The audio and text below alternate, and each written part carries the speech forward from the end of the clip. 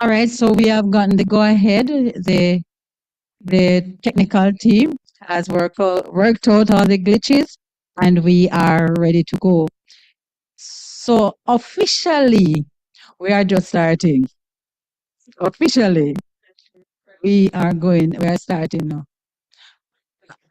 12 midday. We are going to, because there was a presentation that we had this morning that won't be done. So we're looking at finishing at the same time. All right. Maybe just an half an hour into it, if that's okay. So we're slated for 2, but we let us go to 2:30 because I want to show you how to do hydrotherapy. I don't want you to leave without it. I want you to learn. It might just come in handy this week. Might just come in handy this week. Yes, so officially we are starting now. Okay, so I want to show you hydrotherapy before we leave. So it might take you a little half an hour. That's okay? All right, thank you very much. And I need to say, I really do apologize for the delay. This morning we're on Prayer Mountain. That's our meeting place in the mornings at 5 a.m. We are on our Zoom link where we have Prayer Mountain. Some persons have been on it. And when we were finished, I said to them, please remember to pray for us. This is the first day. And anytime you are starting the first day, there are always, you could make the things, everything, because we have been planning and we decided that nothing will go wrong this time because we know all the things and we planned and we planned and we asked the Lord, but guess what? It came. Does it damn our spirit? No, no, it doesn't, because we know this is life. But the hotter the battle, the sweeter. At the end of it, Virgin, he knows what is ahead. He knows. Lives will be transformed. We have not done a training ever. Have ever done a training that has not been life transforming. Never happened. Many times persons come in and we are comfortable with our Christianity as we are. But as we go through training, we recognize that where we are, that's not where God wants us to be. And because of that, last time we had training, wasn't last year. Last year, every year there's always baptism. And the year before, there were 19 persons who got baptized. Last year it was, I don't remember the number for last year, but every year this is what we do. And sometimes even church members who has been in the church a while, they recognize that, you know what? All this time, yes. All right.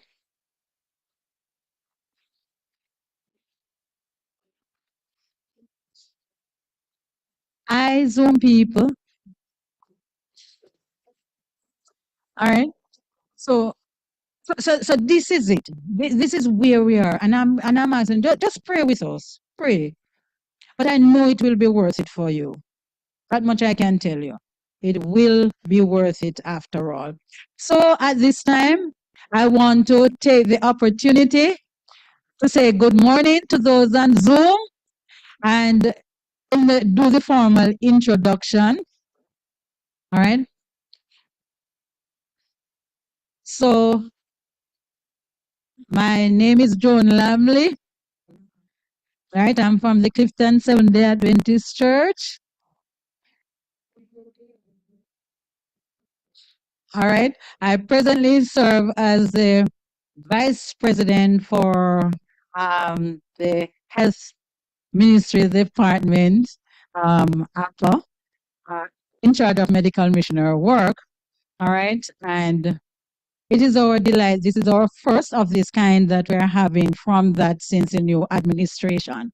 Um, Dr. Douglas is the one in charge. He's the director. He is not here this morning because he was called to the hospital. He's a medical doctor.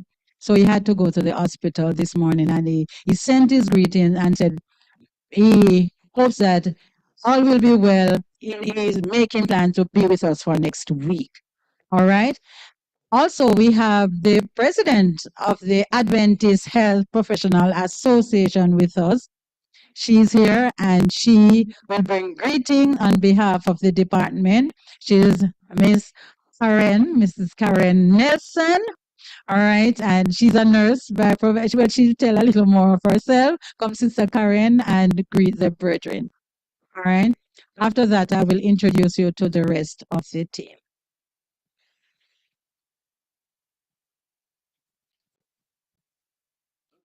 Thank you, Dr. Lamley.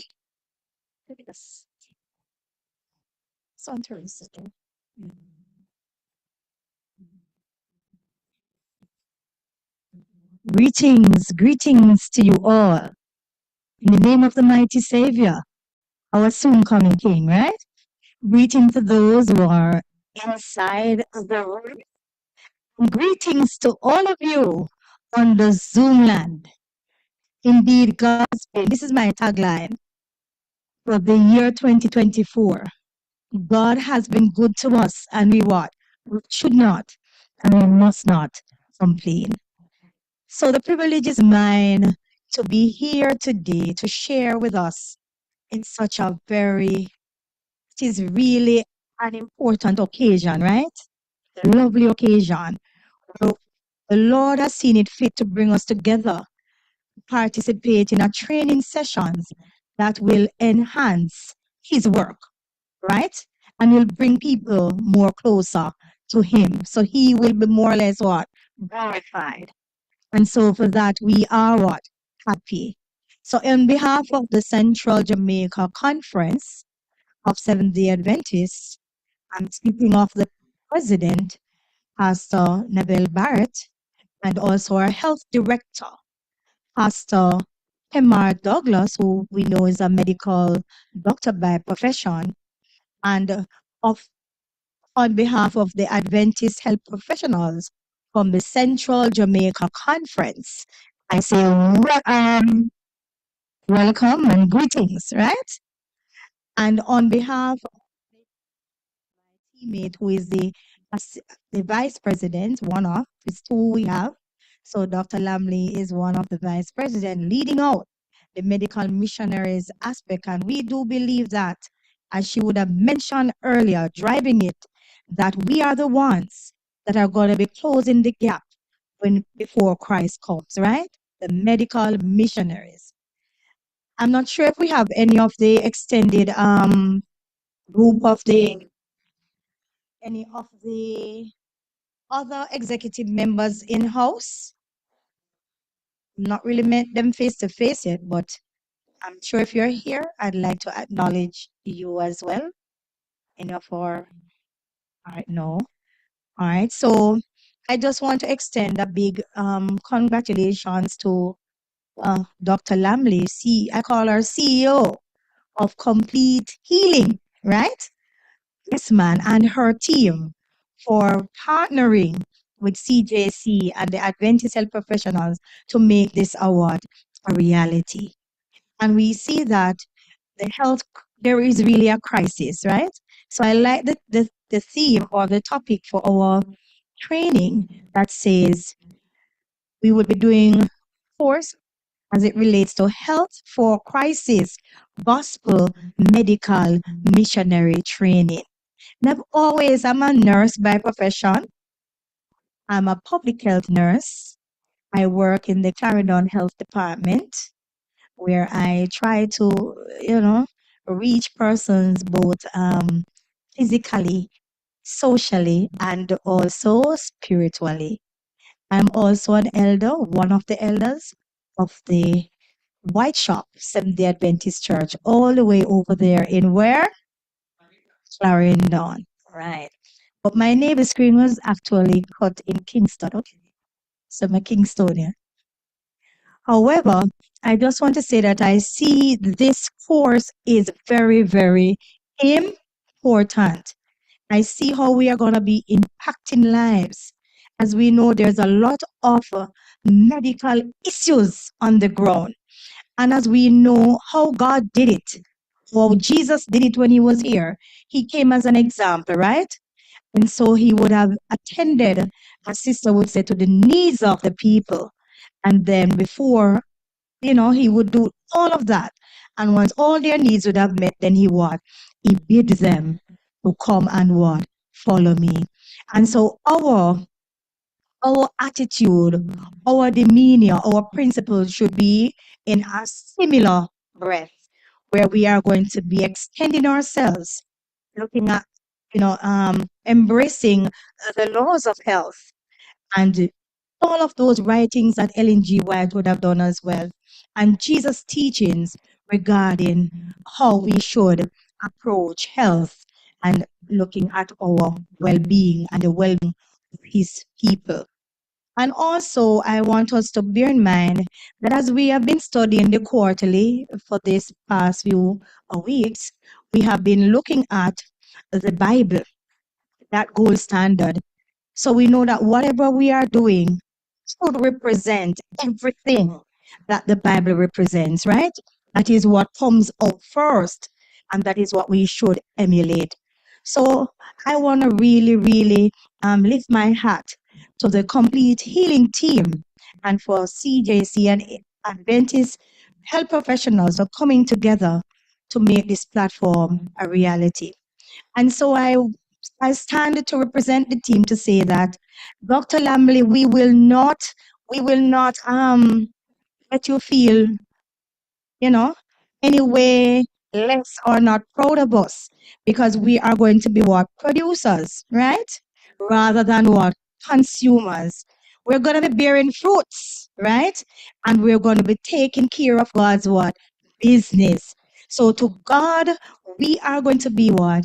Excellent stewards as we seek to show God that we're going to demonstrate that we're going to use His gifts that He has given to us, or the talents, in a very succinct and tangible way. So thank you very much for having me with you.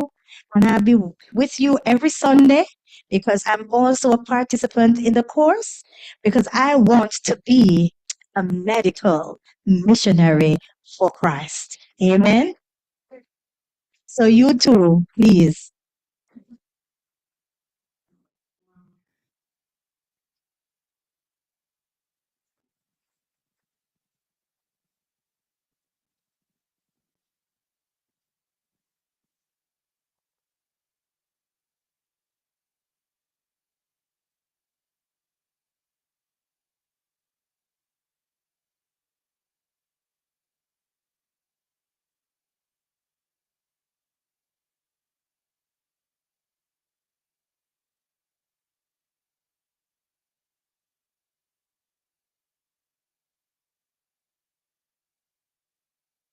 Hello, everyone. Um, okay, my name is Camille Cahoon, and I am a part of the Complete Healing team. And we also have Brother Tesman Dunsley. He is our tech manager. Well, everyone at Complete Healing have dual and triple and quadruple roles. So you'll find that we do a lot of things together. So we share multiple roles, right? So Brother Tesman, he is our presenter, he's our tech person, he's our events coordinator along with myself and Nurse Levine. And we have Sister Julian who did devotion this morning. I know those persons who are online missed the devotion. It was awesome. But you're going to get it again. I'm sure Sister Julian have it in her to give to you again. So you'll be it. So Sister Julian will be our chaplain along with Brother Desmond Burke throughout the program. And they will be in charge of the devotion. And you'll hear them singing and doing other things as well. We have Sister Louine Harris. She is our cook extraordinaire. And when you go to the health fair, as we say, each person do a number of dual roles. You'll find that we do a lot of different things together, right? So we are getting ready. That's not all of the team, but you have Brother Terence Taylor. He is the chief facilitator, and you will meet him later on. He's here. Okay. You have Brother Terrence say that you will meet him. He's your chief facilitator in regards to training. And we have overseas presenters as well that will be doing presentation. There's so many different part of the team. Mention Brother Kahum is assisting Brother Tesman with the tech. I help with tech as well. As I said before, we do a lot of dual roles, right? And we are getting ready for our presentation. I want to just share an experience with you. Some years ago, many years ago, I'm not going to tell you how long because I don't want you to figure out my age. And I know some of you are very good at maths, but it was quite a while ago. Um, it was my first course as a nurse. So I'm a nurse. I've done many courses. I'm a midwife, critical care nurse, nurse manager. Well, of course, you know I'm a medical missionary, right? Yes, and that's my biggest achievement thus far. Anyway, I was doing my midwifery course, and I'm just sharing this experience with you to help you to understand that when you're doing training, not everything is smooth. And on the third day of my midwifery course, my father died on my 25th birthday. And that was my experience while I was doing that course. Another person in my class had her house burned down. Another person lost her child. Another person got divorced. There were so many different challenges.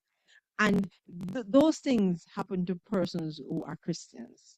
I'm not saying that the persons who are not Christian don't have challenges, but I'm just saying to you, I personally have never gone on a course that I have not had any issue. And this course is no different. I have seen this course touch people's life as far as Canada, as far as Zambia. We have never met these persons, but they have listened to the testimonies, they have listened to the lectures, and they have put things in place. They have been healed both physically and spiritually. So I know the power of this course, and that's why I was willing to let go of that job. And I'm here full time doing health ministry, and I'm loving it. And I know you will love it too. And I'm just saying to you, we will have challenges. Pray it through. Pray with us. Pray for us. Pray it through. And I tell persons when you're having problems getting on, pray. Try again, pray again, then call us. And while you are calling us, pray. Because the enemy knows the power of this training, know the transforming power of this training, and he does not want, he wants to get you frustrated and agitated and impatient. But guess what? You are going to learn to get rid of that impatience, and you're going to learn to pray, and you're going to learn to accept these things as God is sending them to you. And you're going to say, Lord, what am I supposed to learn now? What am I supposed to learn now? And you're going to get through this through this course, and we're going to do it together. We have this thing that when we start, we finish together. So we don't want anybody to tell me, oh, this is happening to me, I can't finish. No, man, don't bother with that. Come, we're going to help you. We're going to put you in groups. Those persons who are doing the certificate track, we're going to put you in groups and you're going to start running because it is an intense course. But you're going to be in groups so that you have that help. Those persons online, you're going to have the help. And persons have met well, let me say met person. You will meet persons online that is going to be closer to you than your brother, your sister. It's going to be a marvelous experience. I am so waiting for you to get this experience. It's going to be wonderful. Every training I learn something new and I meet some students that I cannot forget. Right. Yes. I can call out. Hi, Sister Nana. She's my wonderful prayer warrior, my grandmother, my friend, my everything. I have such lovely persons online. Rochelle Thompson, big up to you. You are greatest. I've never met Rochelle, but she knows where we are together. Yes, you're gonna meet people You're gonna learn some stuff, and you're gonna be amazed, and you're gonna be fulfilled. And so with that, we are now introducing our first speaker of the morning. Don't worry about the lectures that you have missed, you're gonna get them. All right. And so we have Dr. Joan Lamley. She is a naturopath by profession, and she have lots of other things on her belt, but she don't want to know about it. And she's a medical missionary. She's the mother of 3, and she goes to the Clifton Seventh-day Adventist Church. And you will hear lots of things from her while you're on the training. And so without further ado, I'm going to hand over to her. She will be doing hydrotherapy just for the benefit of those persons online and but all the students generally. While we are doing the recording, we will ask you to write down your questions, and we will attend to the questions at the end of the presentation, or unless the presenter engages you. So if you have a question online, you don't need to put up your hand, just write down the questions. We're going to get them. You persons who are in-house, write down your question. At the end of the presentation, we will deal with the questions so that everyone can benefit, and we will make it available for everyone. If the presenter engage you, please be engaging, answer, put your hand up on Zoom, put your hand up here. We want to speak one at a time so that everyone can hear whoever is speaking. All right. Without further ado, Dr. Joan Lamley.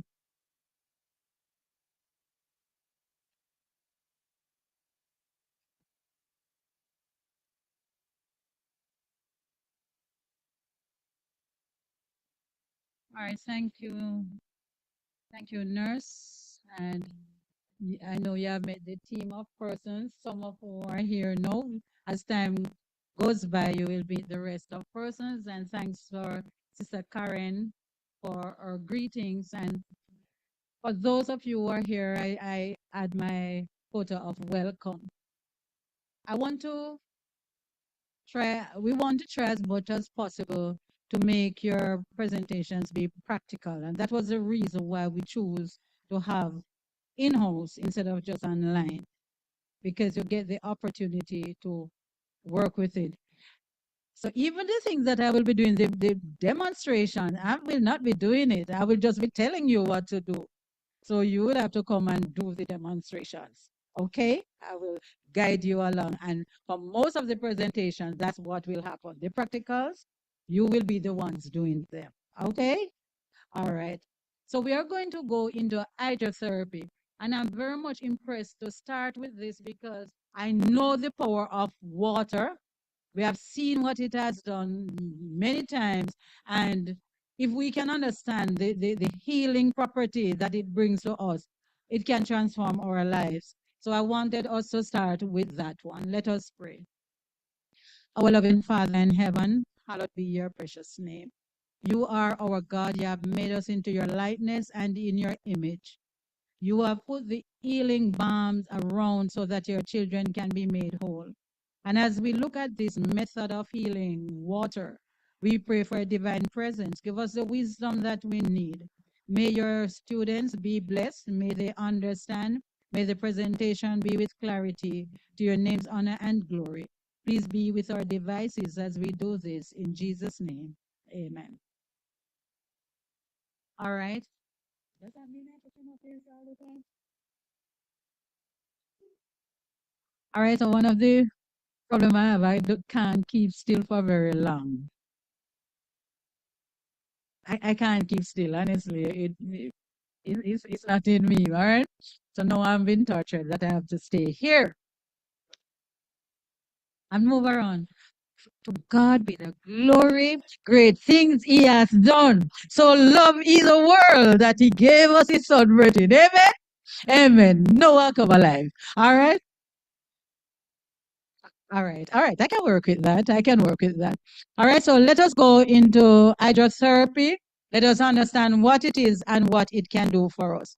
All right. And I need us to know that hydrotherapy is biblical. Anybody can remember anywhere in the Bible where hydrotherapy was ever used? And the pool of Bethesda, yes? Any other incident? Yeah, there's one. Naaman is dirty water, but it was water. Yes, that's two of them that we can think of. All right. And there was also one with Elisha, I think it was, with the water when the thing was poisonous and all of that. Okay.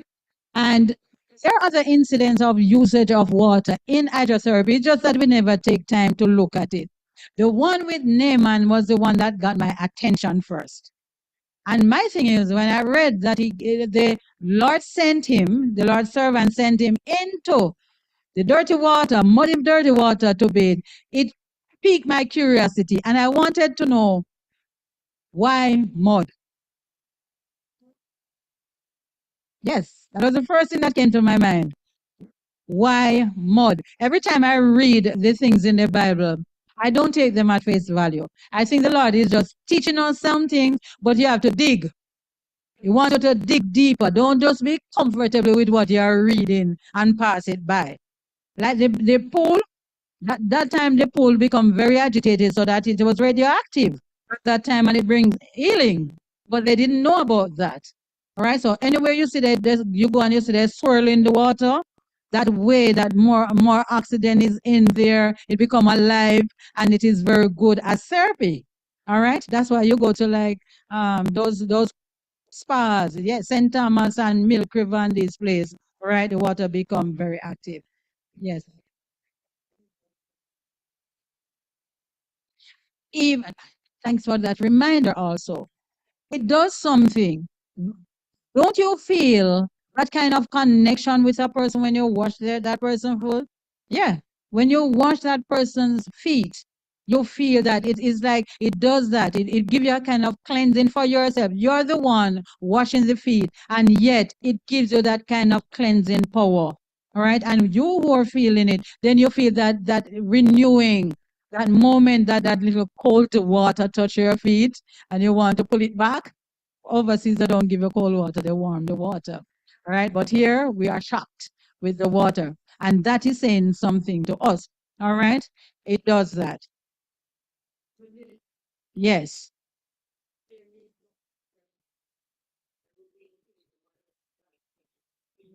It does bring them back alive. Water does something to the body, and we are going to be looking at some of this. But anyway, I was saying now that I like to dig in the things that God or Jesus did, or whichever application of something I see in the Bible. I try to find out why.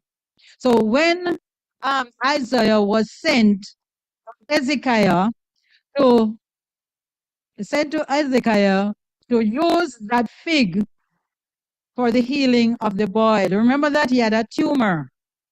It was a tumor that he had. So I wanted to know about this fig business and its application, how it is used and what can it do. And if you do a research on it, you will find that out. All right. And there was a time when Jesus used saliva to put on the man. Why? Why? What is it? People research, what is it in saliva? Saliva, the pH balance is more alkaline, right? And remember, disease doesn't live in an alkaline solution. It has to be acidic. That's why you become medical missionary. You don't satisfy with surface thing. Sometime after that, you stand up, you're arguing with doctors and lawyers, and they wonder how you get all of this. But because you start understanding now that things have these implications and application, you start looking for them. You're not just comfortable just to accept that this is what is written and that's it. No, the Lord is trying to say, listen, when you're sick, this is something that you can do. Try to find the properties. So when we look at the dirty water of the river Jordan, we look at why mud. Mud, mud is packed with minerals. rich in mineral. Do you know that most sicknesses and disease that human beings have, it is because they are deficient in minerals? We don't walk barefoot again. We don't, right? So we are not coming in contact with the ground anymore. We are not grounding. All right. So the mud is packed with minerals. Where you think they plant? You plant a mango tree, right? Or your grandmother planted a mango tree. And it is there over 50, 60 years in the same place. Not moving, not going anywhere to find any food. What is it getting? The minerals are there. And it is being taken up to the plant, mixed with the carbon dioxide and the nitrogen, and it makes its own food. And you're good. As if that's not enough, the Lord was sending Naaman from whence he came. And the dust of the earth, the dirt. So the body now come in contact because under normal circumstances, there's no way he was going to touch dirty water. He was not going to go into any mud. The man was rich and famous. He wouldn't bathe in mud. But the Lord sent him to a place where the minerals can come in contact with his body and the healing can start taking place. Well, miraculously make him heal, same time. But it was telling you that you might not get healing same day. But if you do this, in Europe now is very expensive to put some mud on your skin. You pay thousands and thousands of dollars for that. And yeah, they do it in Jamaica. They put you in mud. All right? Because the minerals and the vitamins and all the other kind of elements that are there, they come in contact with your body, and your body nicely now absorb these, the deficiencies that are there. All right? And make you better. Is there another mic we can use? So give them. All right. Okay? So this is something. I'm going to ask all the audience members if you have a question, you can come to me with the mic. Yes, because those online not hearing what is being asked. Okay, next slide, please. All right. So the Lord is giving us messages through His Word for us to be healthy. He's asking us to go, and there are other stories in there, but because we are in hydrotherapy, we stick to our mode. Okay. I don't want to be in your way, so let me come on this side.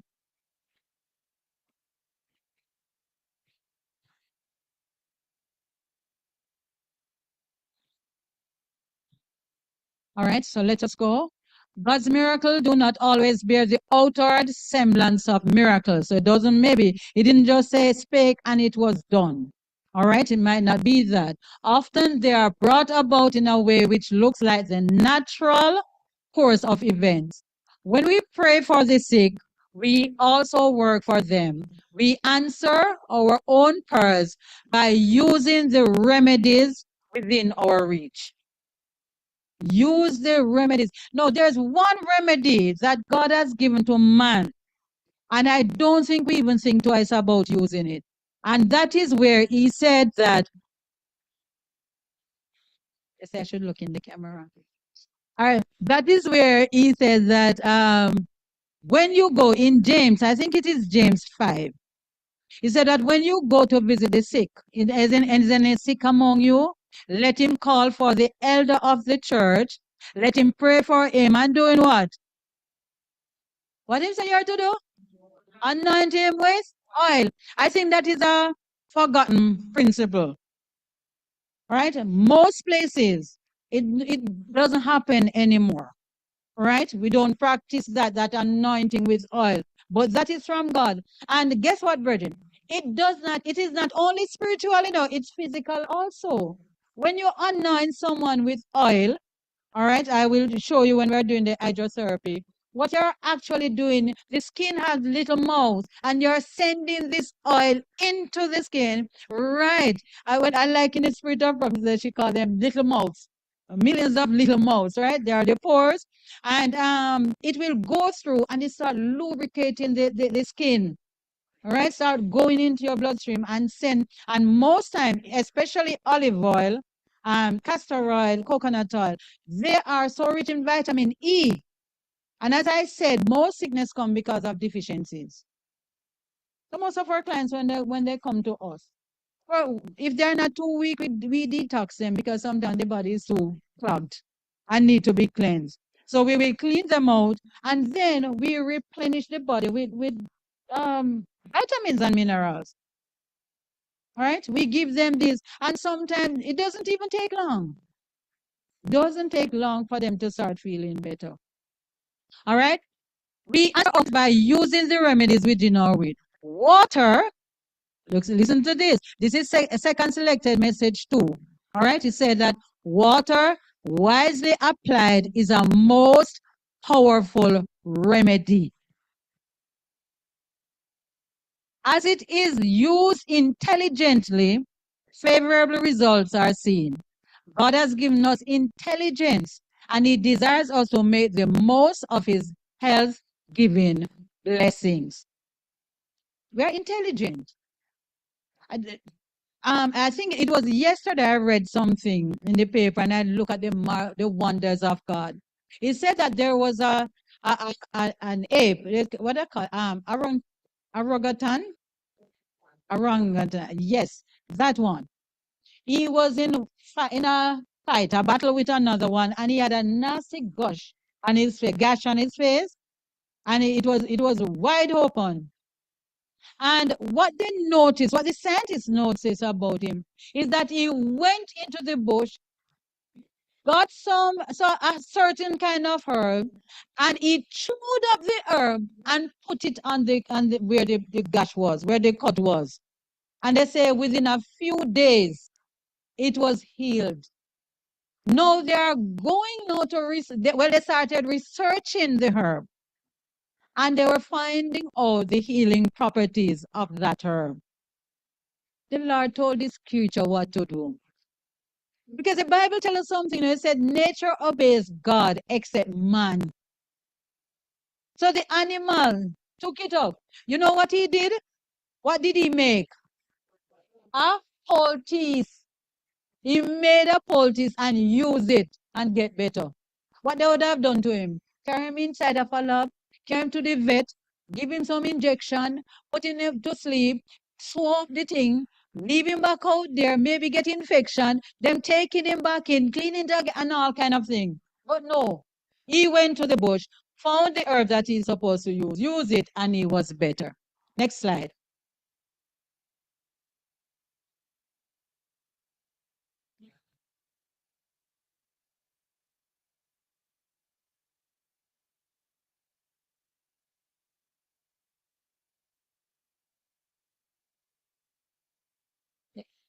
There's a question.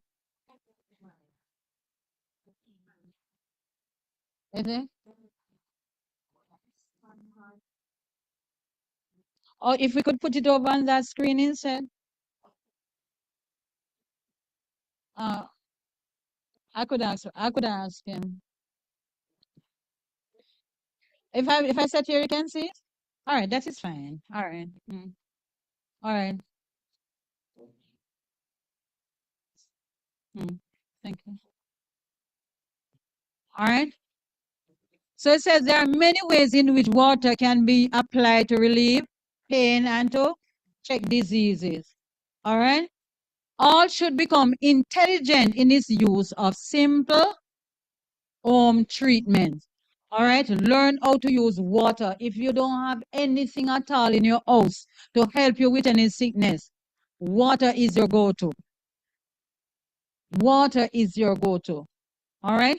The use of water as therapy, either internally or externally in one of its form in the treatment of disease or injury. That is what hydrotherapy is. Using water for treatment.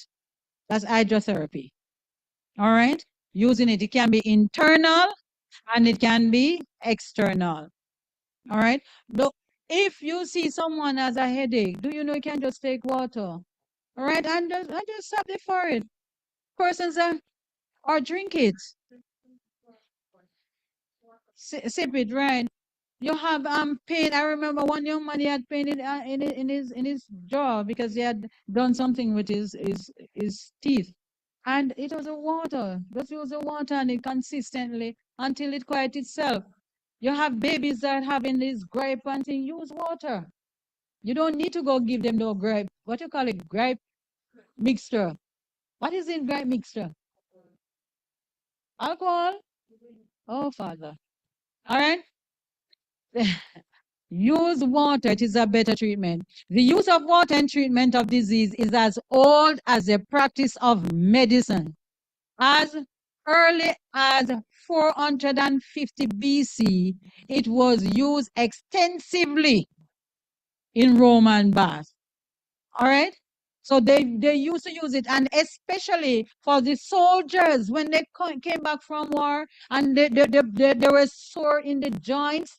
It was water, because if it the ancient Rome will show that they had a lot of open baths in the square, and persons used to go there for therapy. All right, so let's look at the definitions that we are going to be using. Now, I want you to look at this because you need to remember what's the different kind of the water application. So you have the derivative, a measure of drawing away blood or lymph from a particular part by increasing the blood of or lymph in another part. All right. So say for instance, you have pain in your kidney. Around there. You know where everybody know where your kidney lies? Please find your kidneys. Yes. You can easily find by following your rib cage and go below it at your back, right? And what you do, you cannot apply, if your kidneys are damaged, you cannot apply directly things to your kidney, water treatment to it. All right? So what you're going to do, you can do it above or you can do below. All right? And what will happen is that the inflammation can be drawn away from the area. Okay? So derivative means drawing away from a particular area. And then now we have the revulsive, which is the one that has to do a lot with fevers and inflammation. You want to do the revulsive. Usually pertains to the application of heat followed by a brief application of cold. That is the one we are going to be doing that this evening. We will look at, we call it hot and cold treatment, right? And most persons who have circulation problem, inflammation, have say they're having colds and flus, and you want to move anywhere, any congestion, you want to move. We have the hot application and we have the cold. No, let me say this while we are at it. It might come up, but just because I remember now I'd say it. Hot and cold treatment is used on chronic condition, should not be used in acute situations. Let me define the difference between the two, but just remember that. We use it in chronic situation, hot and cold, but not in acute situation. Acute is when something just happened to you. It is raw. Foot just hurt. You just sprain your foot. Don't go use hot and cold treatment on it. Right? Apply your ice or whatever as cold water or something. But do not use the hot and cold treatment for that. Chronic is where you have this pain for a long time and it is bothering you. You want to do something about it. All right? It is an ongoing thing. All right? So you use the hot and cold treatment. All right? So let's look at contraindication. All right? This suggests a course of action that should not be used in a particular case. All right? What I just said to you is a contraindication. So you cannot use hot and cold in an acute situation. So that's a contraindication. Or if you have a kidney problem, you do not put the hot water or the cold water. You don't use it hot and cold on that area. All right. So contraindication is saying that if there's a condition that is existing that cannot take the treatment, you don't use the treatment. Very important to remember. All right. So the other one is interaction and action that has an effect on another. All right. And we're going to look at some of them. Don't worry if you can't understand all of them. I will show you some. All right. Now we look at sedative, an agent which describes the vital activities to below par. It is usually conducive to relaxation and sleep. So sometimes, and I think mothers tend to use it more with children, but even as adults, when warm water tend to make the body more relaxed.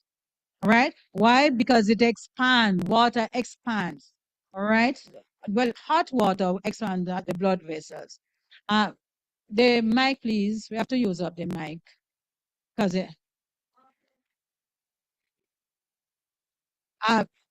no, these slides will not be emailed. For those who will be doing the exams, because there are two phases. There are those who want to do the certification. You have to do the exams. All right. Some persons that want to learn the information, get the fact that they participate in it, but some want to go on to get their certification that I have done the course. You have to do an exam. And you will be doing the hydrotherapy. Take a person and do it. This will be part of it. All right. So get this information right now.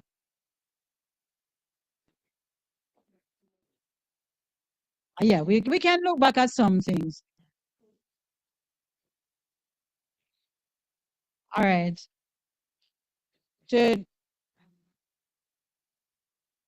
All right.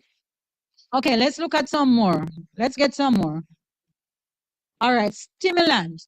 So remember, the sedative is where we want to get it low so that you can sleep. So you want the body to be in a relaxed state. And then now you have the stimulant where the body is too much, going down too much, you want to bring it up back. Normally, I don't think, I have nurses here so you can tell me, but I don't think it is done anymore. First time when mothers have children who has fever, they used to take them to the hospital and dunk them in some very cold water. Extremely cold water. That was such a terrible thing. All right. Since then, I know I've been told that it is not being practiced anymore. Okay. Huh? Yes, the water is not as shockingly cold as before. So it's room temperature is fine. But that extreme movement that has very terrible adverse effect on the human body. All right. But you want to increase because when you have a fever, you're going down. The body is actually going down. And if you're not careful, it can take you to a place where you don't really want to go. All right. So you want to do something. That is why, in the case of a fever, you tend to put cold water. If it is not completely over the body, at least in the forehead, you will put it there because that is where you want to keep cool. All right. You don't want it to go into a state of malaise. The body is aroused to unusual activities. The vital activities are increased, but to a higher degree than usual, either above the present or above the normal function of that particular tissue or organ. There are various degrees, such as mild, moderate, and marked. All right. So sometimes you want to kickstart the person's body to get it into make them a little more lively. Let me put it that way. Right, because you find that they are listless, and you want to impart some life into them. You can use your cold. All right, if it is that the temperature is very high and you want to get it back down, you would go to the other extreme of the sedative, use it to bring it down. All right. Inflammation. Now look at the definition for inflammation. It's not every swelling is an inflammation. All right. Inflammation is described as a condition in which there is redness, swelling, heat, and pain. The four cardinal signs. All right. Redness. All right. Heat, swelling, and pain. All right. These are the cardinal signs of inflammation. There are several processes combined to produce inflammation. It may be caused by an infection, such as by germs and their toxins, or by bruising, chemical irritation, or strain of the part, as in overworked muscles. No, it is important. Don't just see someone because you're no a medical missionary and you go there, you see someone with an influence. You trying to come, let me do an attack call for you. No. As a medical missionary, one of the first things that you're going to do, you're going to assess the situation. Always assess. Sometimes someone will call me and say, that my belly hurting me, what I can take. I don't do that. A bellyache can come because of many things, and I can just tell you to go take something. All right? You have to assess first what is going on. You see someone, their foot is swelling, ask, is it something that just started? How long this has been going on? Did you hit it on something? Do you have an infection? Ask some question. When you have an answer, then you will be better in a better position to tell them or what to do.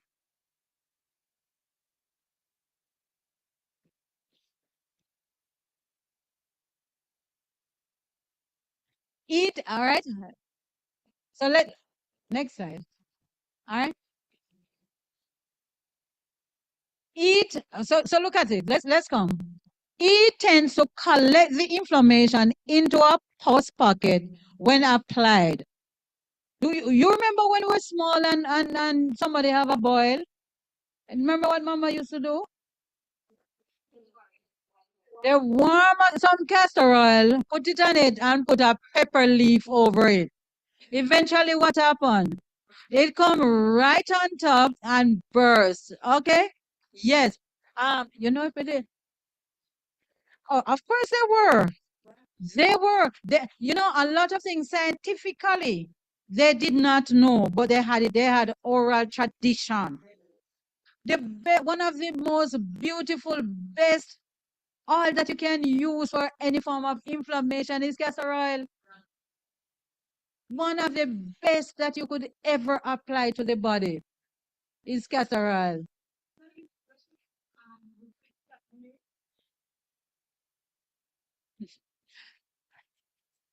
Yes, because those online are seeing you.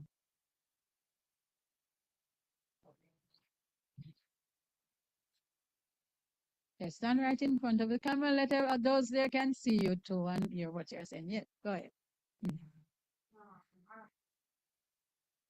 Mm.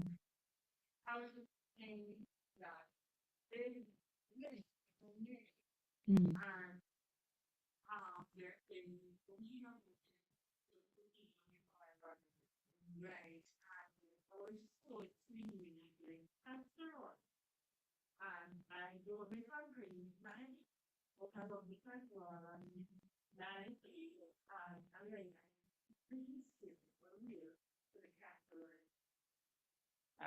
Right. And what you can do now, you can step up the ante by make it into a poultice. All right. Instead of just rubbing it on, then you can put it like with Irish potato. All right. So what she was saying, because they're asking online, is that she can testify to the effectiveness of castor oil because she had a swollen limb and she has been using it and it is reducing. All right. So I'm saying to her that she can step it up a notch by making a poultice for it. For this poultice, you can use like Irish potato, Irish is powerful, a very good drawing power. So you can do Irish potato with the castor oil or flaxseed. You can grind the flaxseed and you can use it. You can also use some turmeric with it and make it into a paste. Cabbage, yes, someone mentioned cabbage. So there are things that you can do, but let the base be that you are using the castor oil.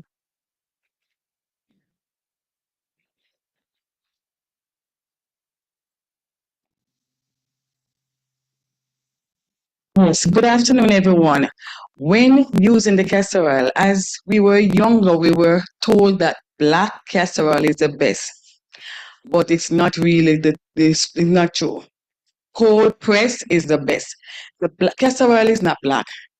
The bean is when you press it, it's a white bean. It's not black. It's burning. Too much process why it is black. So the best castor oil to use is cold press. Cold press, there's some heat is applied because castor oil have a poison we must get rid of. And it takes 120 degrees to get rid of the poison.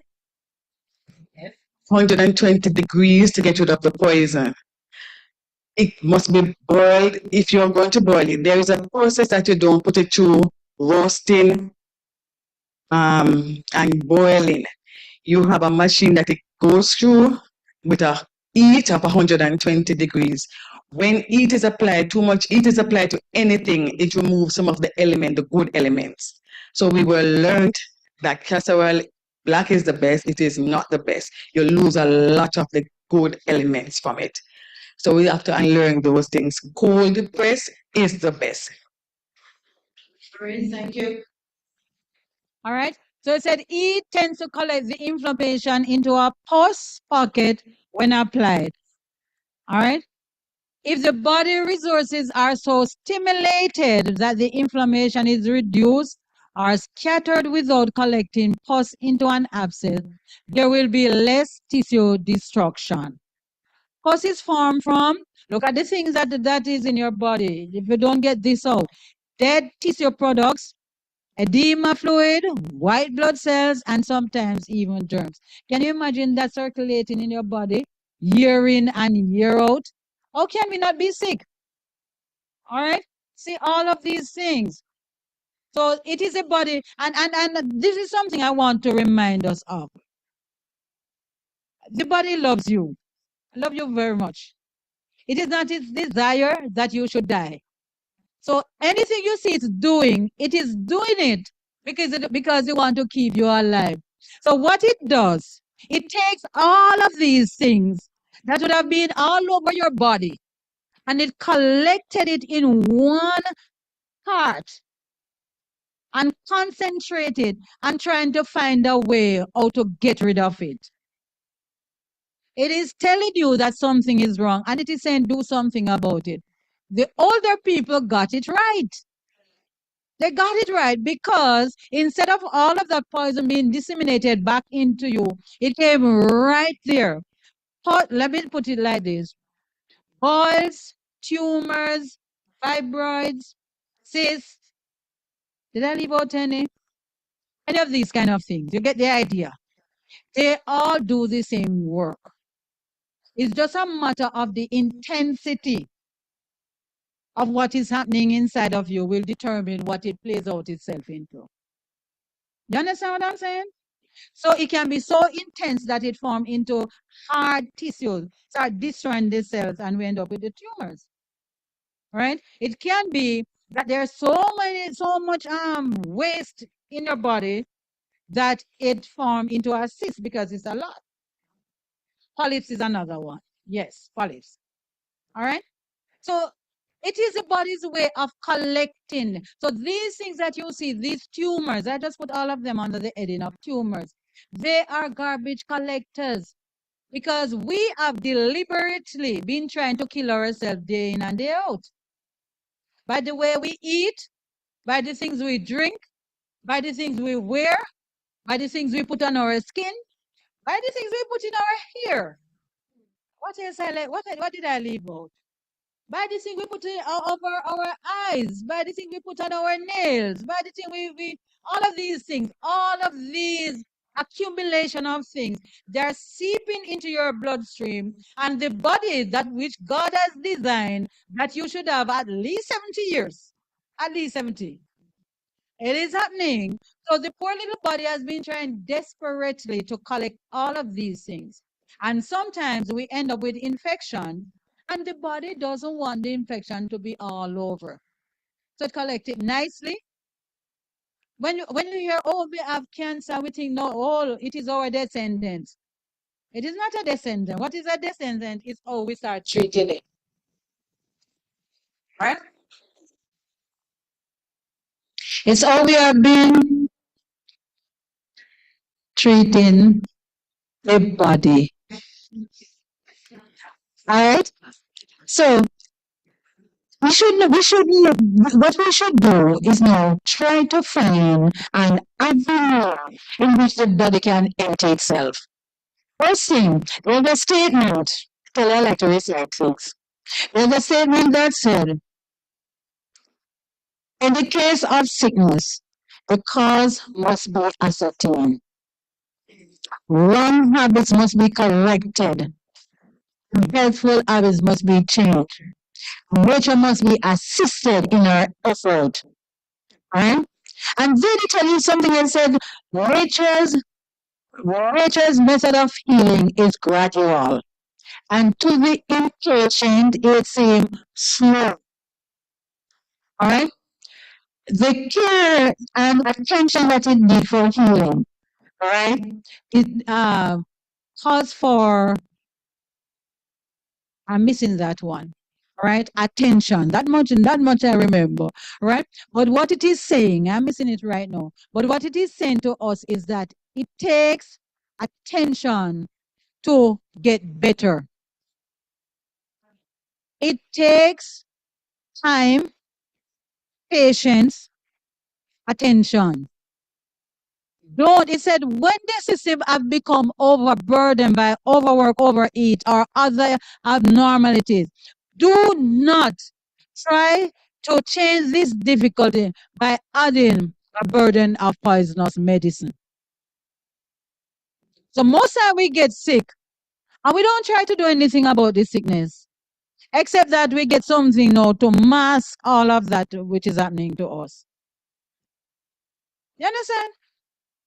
So what happened now is that now the body has the condition to deal with, and on top of that, we now put all of these poisonous drugs in us. So it has both the drugs and the condition to work on.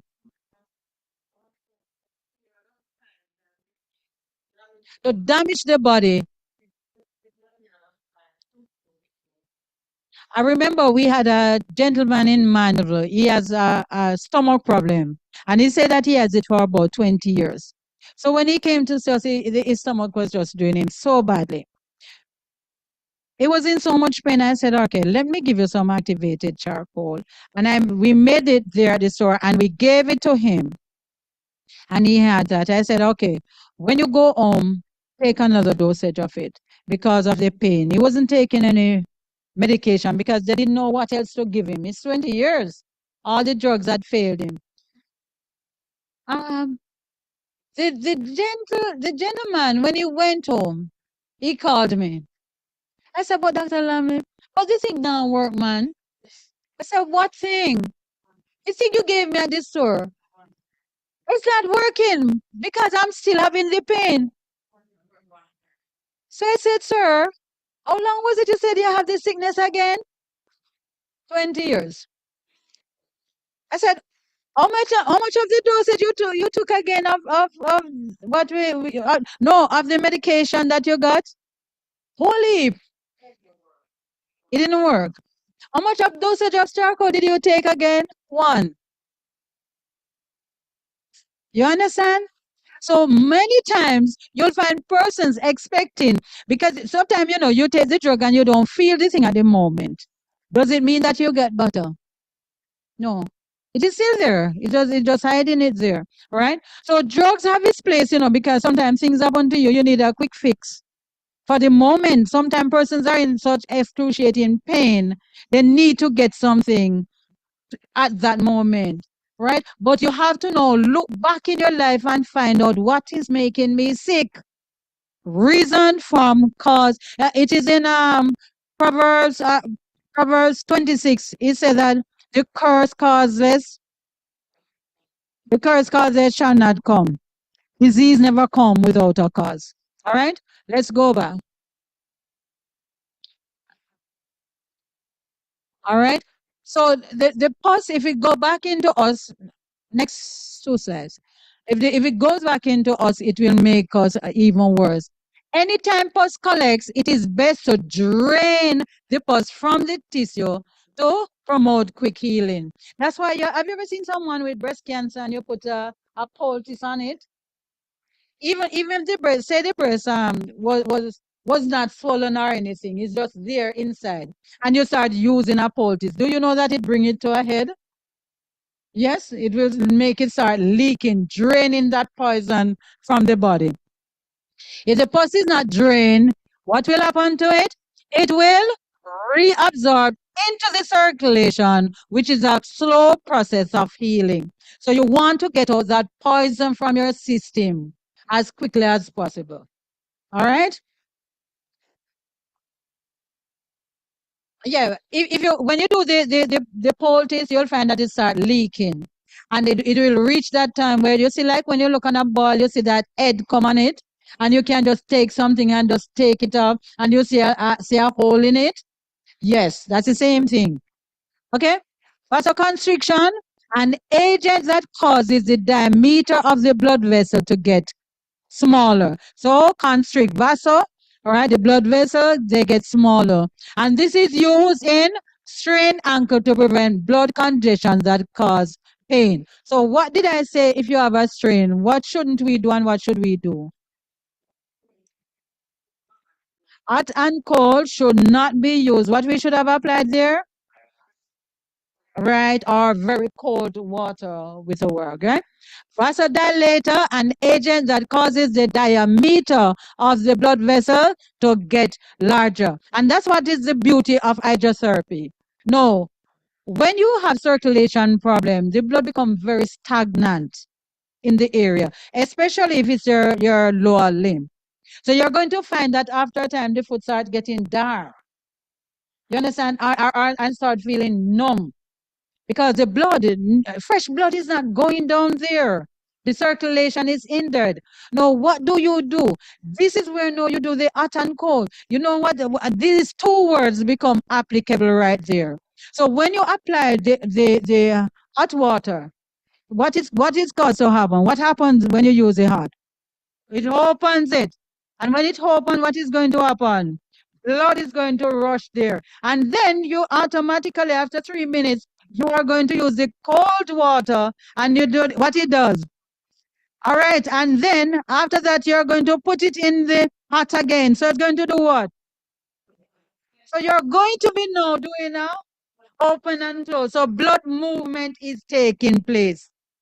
I have seen inside of our office, I've seen a lady who came and she could not go on one leg. She was having so much pain and she had a crutch with her. The inflammation that was in her joint. And I felt so bad for her. I did the hot and cold treatment right there in the office with her. And I massaged it for her with some oil. And we went about having the consultation with her. And I tell you something, when we're finished, she just get up and walk out the office and tell her son to carry the crutch. Just like that. Right there in the office.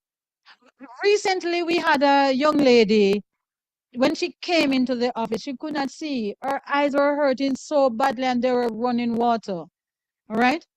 And once you start seeing that, you know that something is happening behind the eyes. The eyes of themselves, they're just a reflection of something happening behind. And we did the hot and cold treatment on her. And she was able to come around, have her consult, write up her paper and everything. And she called us back to say she was feeling so much better. This is God's healing method. Don't be quick to put things in yourself before trying the things that God has made for you. All right? All right, so here it is. There's something, depending on what you can endure. The warmer the water, the better you will get result. The sooner you will get the result. All right? So very painfully hot is anything 110 to 120, and that's very warm water, right? Are very hot. Let me put it that way. And then you have very hot, you have hot, and you have the neutral, and you will go down. So when we are doing it, what we try to do, let me see if I can show you on here. We try to maintain a temperature, all right, based on who the person is. Say we are doing the temperature at hot. Let's put it between 100 and 120, 104. All right. Say that is the temperature we are working with. You have to at all times maintain the temperature. Or when you have done the first, because you're moving from here and you're going up here. So you start here. By the time you are finished, you're going to put more hot water in it so that the temperature can go up a little. What you will find that after you have done the first rotation, the person is able to endure a higher temperature. You understand what I'm saying? Don't let it be that you put the foot in the cold water and then you put it back to the hot because you're going to go down to neutral. So you have to bring it up to hot. So when you're doing it, as we will show, you're going to be having your pan there and you're going to have your kettle beside you. No, not the Celsius. We're looking at the Fahrenheit scale. All right. Oh no, we couldn't live with that one. All right. So you're going to have, when you have your pans there, you have to have now your hot water, and you're also going to have your cold water. The cold water that you have for your first rotation, you have to have some ice beside you, or very cold water. And then while the person's feet in the hot water, then you can put some ice in the other one. When you put it over there, all right, then you put some hot water on this one to bring up back the temperature, because this is only 30 seconds in the cold.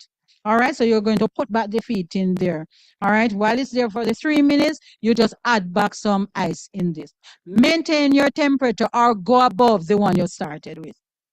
So for me, I would have started with the hot, 100 to 104 degrees Fahrenheit, and you maintain the very cold. Very cold is just cold. You can't go any more than very cold anyway. All right? But you maintain that. And when you have done the first rotation, you can move it from hot, all right, put some more boiling water on it and put it to very hot. All right? The persons will tolerate it very well based on the fact that it has been in the cold water. All right? All right. So there are three forms of in which water can be used: our solid, liquid, and gas, vapor. All right. So in our solid water and its solid state, ice. Thank you very much. And in the liquid state, it is it is still water, right? And the vapor now is the steam. The vapor is the steam. All right. And these are the three ways in which you can use water. All right. Water vapor it is. Name three advantages of using your hydrotherapy. It is easily applied to the skin surface. There's no negative side effect as long as you remember contraindication. Helps to remove toxins. It can be applied locally. It is inexpensive and it is readily available. All right. So these are some of the advantages of using hydrotherapy. If you have never used it, you go home and you hear somebody say them foot and say, listen, we just learned about hydrotherapy. Let me try it on you. After all, sister, yes. Even you can, you can use it even on your skin, on your face. Yeah, you can use your hydrotherapy on your face. All right. Especially if you're tired out and you have a long day and all of that, and the face want to, get a little life in it. You put back new blood in it. And the good part about it is that when you're finished with hydrotherapy, you normally finish with the cold. So it sets whatever is there. All right. So what are the effects? It removes congestion, increases blood circulation. You are going to be using hydrotherapy for this especially. I don't know what is happening, but there are so many persons who have circulation problem. There are so many persons who are affected. So it is going to come in handy when you're at church and you hear somebody just drying up and they have the congestion, they have sinusitis, allergies and all of that. You can introduce them. And as part of your assignment, you can take your thing to church and you can teach them what you learn, and you can do it. Someone is having something there, some kind of condition. You can show them how you do the hydrotherapy. Same place there. All right. an evening or something. Okay? It stimulates the immune system. If it stimulates the immune system, what is that saying to us?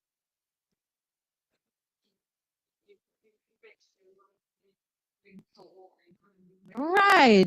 Keep away infections, or if they are there, they have more of the good white blood cells to fight against them. Yes. Increases, oh, see it in the next one. Increase your white blood count. Yes. Helps to open the airwaves. All right. We, I've seen, let me tell you, and you know something? You'll find as we go through presentation, almost everything that we present, there's a story. Almost everything. Something that can relate to it. I remember there was a young lady staying at my house, and we were having a medical missionary training in Bagua, and I was living at Greater Portmore. When she called me, she was having an asthma attack and she was home alone. When she called me, I didn't even go over Flatbridge yet.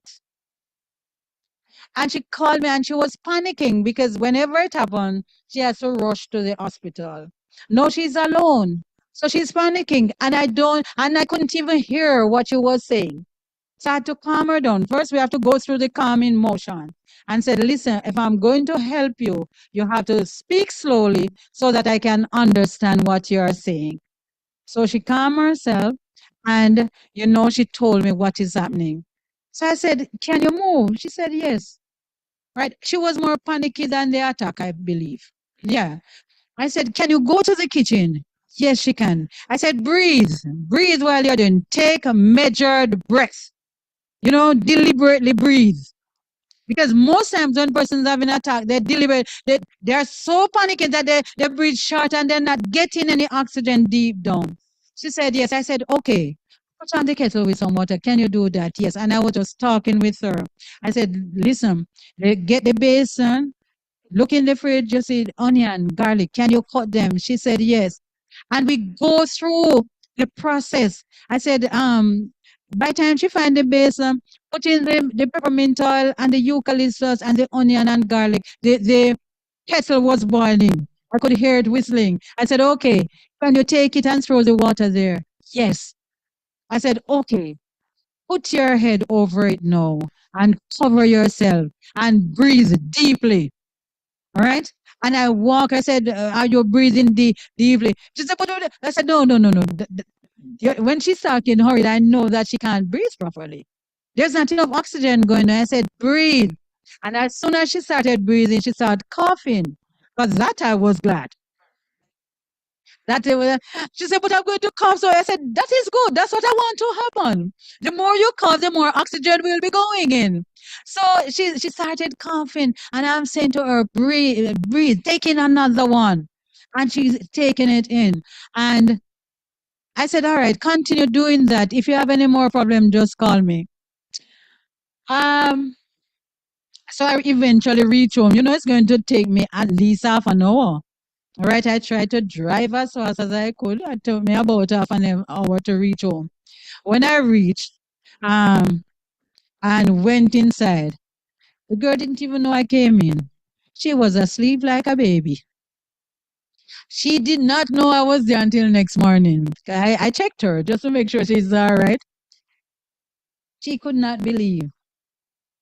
So anytime she feel, because asthmatics always know when an attack is coming on. So therefore, I walk her through, and that was what she used to help herself. You understand? Easily like that vapor. All right. So it helps to open the airways. I remember during COVID, nurse and I went to this home in Old Harbour. And when we went there, no, someone had called me from overseas that there were two persons dying inside of a house. They were locked in because that was a time of fear and nobody went to visit them. They were locked inside. When we went inside and saw well, they asked me to bring some food. So we packed the things and took the containers there. When I look inside and see how they can't breathe. They were gasping for breath. lying on the floor. The house was a mess. They themselves seemed as if for days they have not seen the bathroom. They were in a state. When we saw the two persons, the husband was in the hospital, the wife and the daughter, they were at home dying. When we said, listen, we can't leave them. We can't leave them like that. No, we were not prepared. There was no gloves, there was no mask, there was no anything because I thought we were just going to drop off some things and leave. But when we saw them, said, listen, we have to go in. We went inside. Yeah.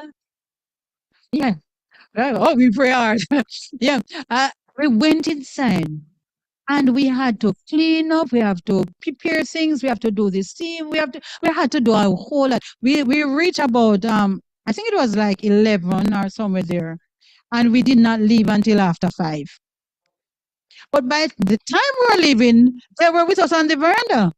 We were with them for about an hour or more, sitting outside, talking and laughing. Somebody called the daughter and asked, how you feeling? Because they're not coming, nobody's not coming nearby. But they call and ask, how you feeling? They said, we're okay, we are doing well. We have 2 angels here. Just like that. And now they know what to do. They were able to help themselves. All right. So I tell you, it literally opens the airways. All right. I tell you, in almost everything we do, we have a story. It promotes rapid healing. I use this. I had a young man and he had a sore that he had on his foot for about 10 years. And he was walking with crutches. He was a taxi driver. It bleeds every single day because that's how he made his living. All right. And when I did a hot call on him, I had to do that one because that was the only way I could think of to bring new blood into the area. And the next thing I told him, every day, sit in the sun for 1 hour, put up that foot, and I gave him golden seal to put on it. All right? No, that was before COVID. About a month ago, he came to look for me with his mother. His mother lived overseas. But his mother had heard so much about me that she wanted to know me. When he came, I didn't recognize him, I never recognized the young man because when he came, he was, there was nothing. Nothing. Listen, brother, I am telling you, I am so persuaded about the things of God, the power of healing that God has given to us. It's just a pity that we are so stiff-necked. It's such a pity.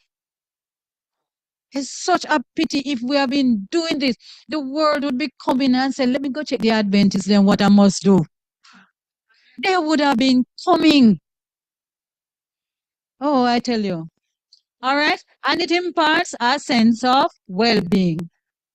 Next slide. Headache. Failure to accompany a heating treatment to the body without a cold compress to the head. So when you're doing it, treating headache, if you don't put something on the head, you're going to feel it. When you're doing the hydrotherapy, the contrast bath, right? You need to ensure that you keep something cool on the head, all right? If the person is having a headache. If you're just doing the feet for circulation, you don't necessarily have to do that. You understand me? But if it is treating congestion and headache or sinusitis or allergies, yeah, you have to ensure that you take care of it because it's pulling, all right? And sometimes it pulls so much that you're going to feel it, all right? All right, so let's go over. No, like say I'm doing circulation. All right. I don't necessarily have to do all of put the rag and the thing on here. All right. All right. Because I'm doing the circulation there. But what if I want to get something from congestion up the head part? It means that even my water is going to be hotter. You're going to have a higher steam. So where you see this chart before I say I start from hot, I would have gone up to a little hotter. All right, because it's not the circulation. Why I would not want to start? No, let's reason from cause to effect. Why I would not want to start with very hot for circulation. Anybody can tell me why? Good, so you might not, they might not even know that the water is very hot. Because beautiful. So even if it has hot, it will take some time, right? So for it, and it won't be so dramatic for them. So by the time you do your 3, you can put it over. It won't scald. All right. But if it is that you want something that can pull down, right? Then you're going to move like they had. You know when they put it in there and they put up their foot and they say, okay, put a little in there and they feel the water. Yes. Then that now is going to start pulling things. All right. And you want to know, protect the frontal lobe. It's the frontal lobe that you're worried about. All right. Diabetics, that's one of the contraindication. All right. We don't do hot and cold and diabetics. Yes. What you can do, we don't use the steam. Let me not say we don't use hot and cold. We don't use the steam. You can use a hot towel and a cold towel. But don't put their feet in the hot water because a lot of time their feet are very, very sensitive and they don't know. I want you to remember these little things because you're going to do it, but remember, diabetics tend to be very sensitive. All right. Persons who have no feeling down in the feet, be careful of what. Sometimes if they don't have any feeling at all, you can sometimes just use warm, just barely warm. All right, or neutral, but don't go to the hot. All right, please remember that. Okay, so if the person is having uncontrollable shivering, please don't do a hot and cold on them. If they're having palpitations, all right, if they're hyperventilating, all right. So remember some of these. Remember when we look at the revulsive and the sedative, right? We want to ensure if they're in a stimulating situation already, then you can use warm towel and all of that to bring them down. All right. You use the cold. Sorry, the other way around. If they are too hyper, then you use the cold to bring them down. But if you find that they are listless, then you use the warm to bring them up. All right. All right. Faintness and nausea. Okay. And some of these going to come back to haunt us.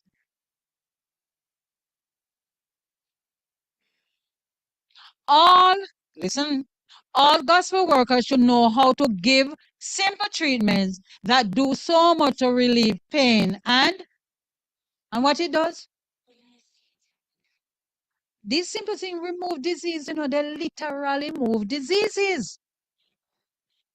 And we have to know that. Don't and please do not guess and spell with your God. Don't wonder if it'll go work. Don't wonder. No. Believing that God, one of our slides will tell you that God recommends natural treatment. All right? God recommends it. That's what He gives. That's what He uses. All right? So we should learn how to use these simple things and watch person get relief from what is happening to them. Next slide. Give 2 important points to remember about the room before giving a treatment.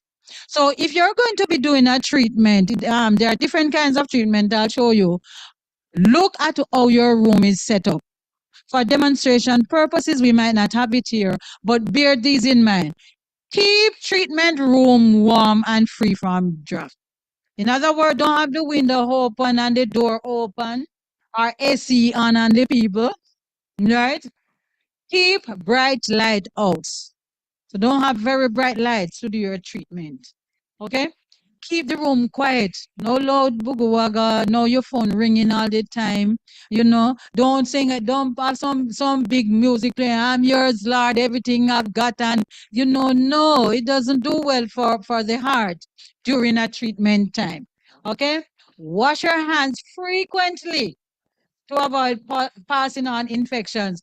Even though you will be working with water, don't go with dirty hands. Don't. Well, the nurses them get that part. I've never seen a set of people can wash hands so. Your nurses they wash hands non-stop. Right? Right.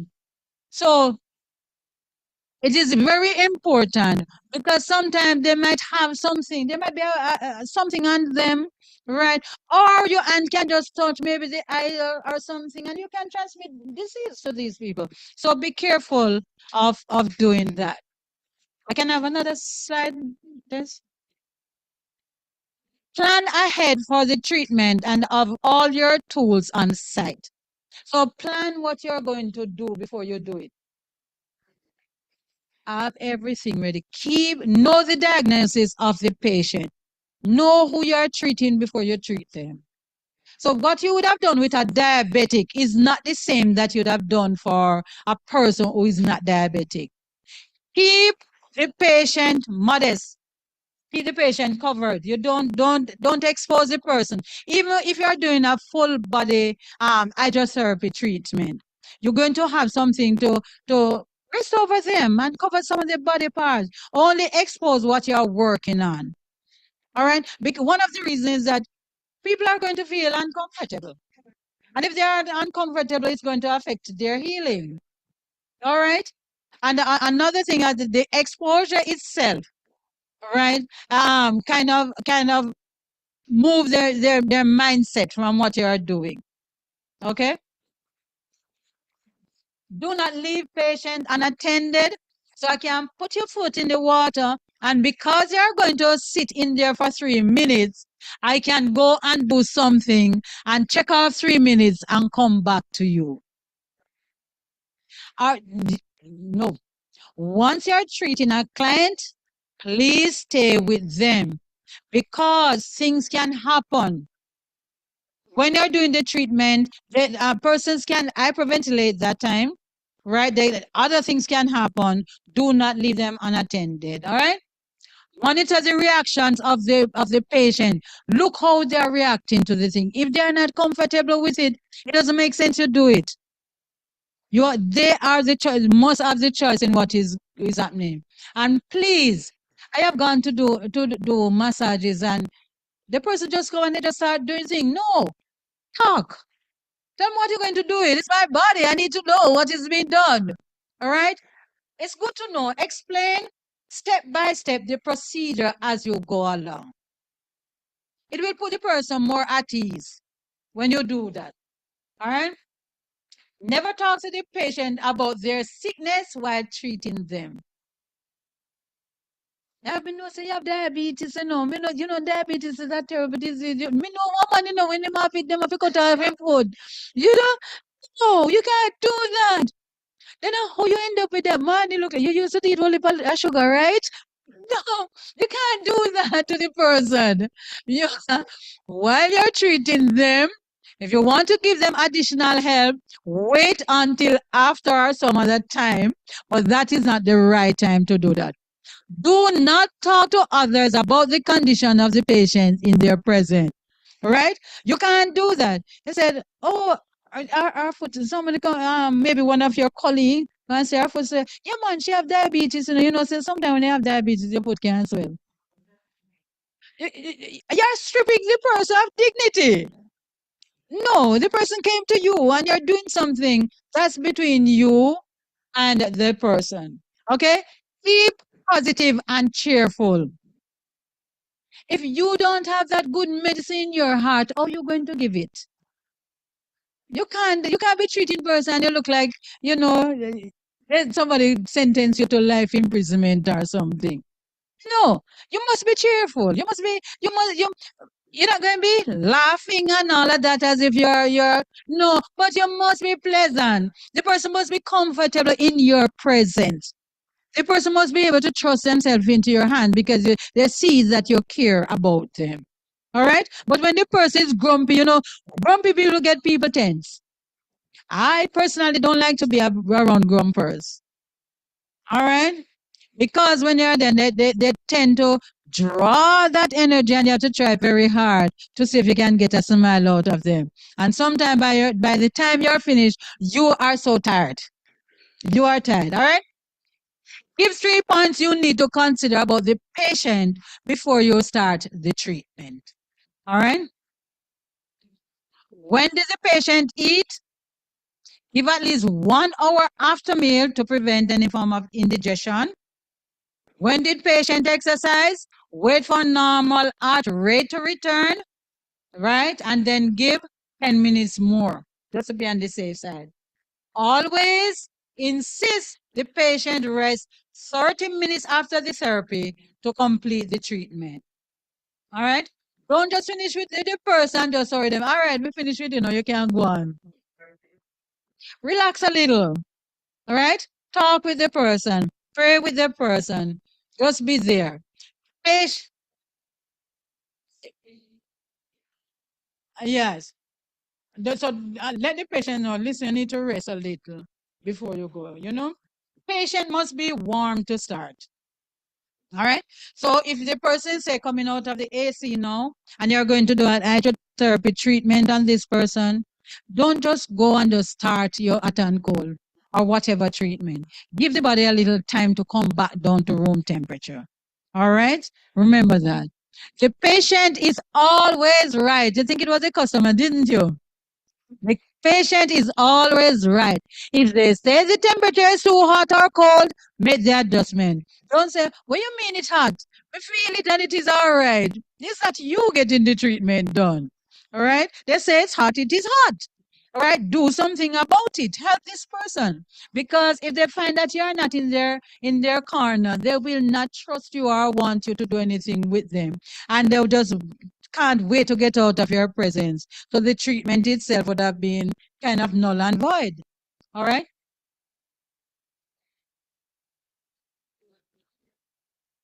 Yes, it defeats the purpose. All right. What should you do if a patient starts to hyperventilate? And we know what is hyperventilation, right? Right. You see that is happen. This appears if the patient is breathing too fast.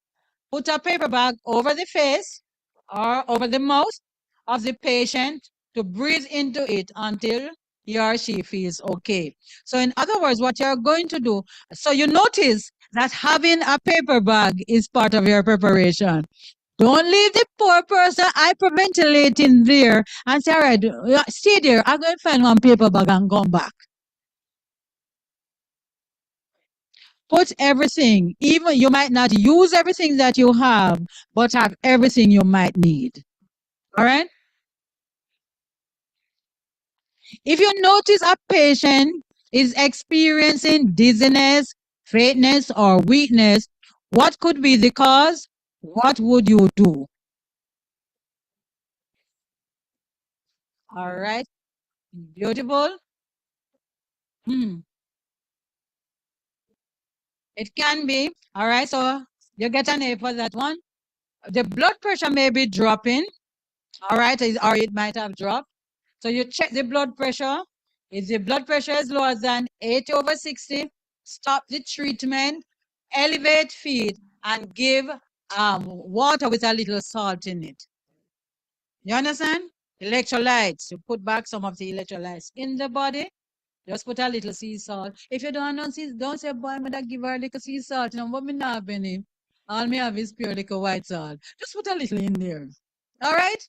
Just put a little salt in it and give. Because dehydration, as nurse Nurse had mentioned.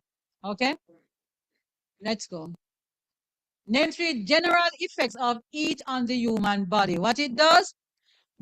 And you're using up the nice word, Don't just say just expand. It does what now? What's the word?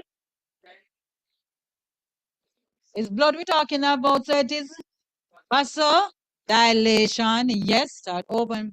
Improves oxygen delivery from the red blood cells. Increases your heart rate.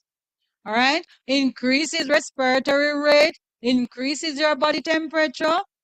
Increasing number and the mobility of your white blood cell. These are some of what will happen when we use heat on the body. And it is so very good when we're having fevers. You know that? Oh yeah. Yeah, man. It is excellent to use when we are having a fever. Okay? And that is why you will find when say I remember my son, not little anymore, when he was small and he had a fever, I would get big towels, very large towel, and I will just wet it room temperature water and I will just wrap him in it. And I will put a cold one on his forehead.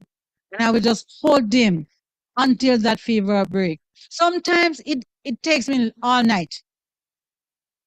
All night, I tell you. What sometimes within like 5 minutes after having on that towel, I have to change it and use another one. Because it is dry. The heat, yes. So I have to take off that one and put on another towel. And sometimes it stay all night. I have to do that. But come morning, guess what? Fever broke. And it's fine. All right. Let's look at the other slide. Hot foot bath. Let's go to hot foot bath. A hydrotherapy treatment in which the feet is placed in a basin with gradually hot water to increase circulation in the feet and legs and relieve congestion in other parts of the body. So here we are. No, this is not contrast bath. This is what we call what? Just a hot foot bath. It's not a contrast. It is just a hot foot bath. And this is where we want to draw things. Remember, we're talking about drawing, the drawing power of heat. All right? Congestion. This is excellent for congestions. Okay? Okay, so look at it. So this is what we would have done. We would have started by either neutral or just hot. Okay? You notice what we are trying to do is keep the body warm at all times. And also the heat will be going, the steam would be going to the person. All right. If you look at the image of the feet, when you are putting the water, the feet did not come out of the water. Notice that? They're pouring. So you're going to set it one side, put it, and you're going to put your hand there and pour it on one side to bring up the temperature. So it's not the person getting burned, it's you, and you're not going to burn yourself. All right. So you'll be very careful. All right. Next one. Name 7 indications and symptoms for a hot foot bath. Now look how many things can be happening to you when you use it. Look how many things. That's over 20 different things, conditions under which you can use it. Shortening, colds and flow, headaches, chest congestion, decrease internal congestion, nosebleed. You don't know what to do with your nosebleed. Hot foot bath is one of the things that you can use. Pelvic cramps. So your daughter or granddaughter having these pelvic pains, and you want to help with it. Give them hot foot bath. I have seen this work on the young girls. All right. Toothache, fatigue, nervous tension, fever. All right. I use this with fever. Congestion of the eyes, earaches, sore throat, gallstone, all right, renal colic, aids in sweating, all right. Sometimes a person having a fever and you want to having fever and you want them to sweat. Sweating is excellent for fever, for helping to relieve it. And if you do the foot bath, the hot foot bath, then it's very helpful. You're asking something? All right. Relieves abdominal pain, warm up the body, prostate condition, and high blood pressure. Yes, you can go ahead. Yeah, the question I'm asking, are there limits on how often you can use this therapy, hot water therapy?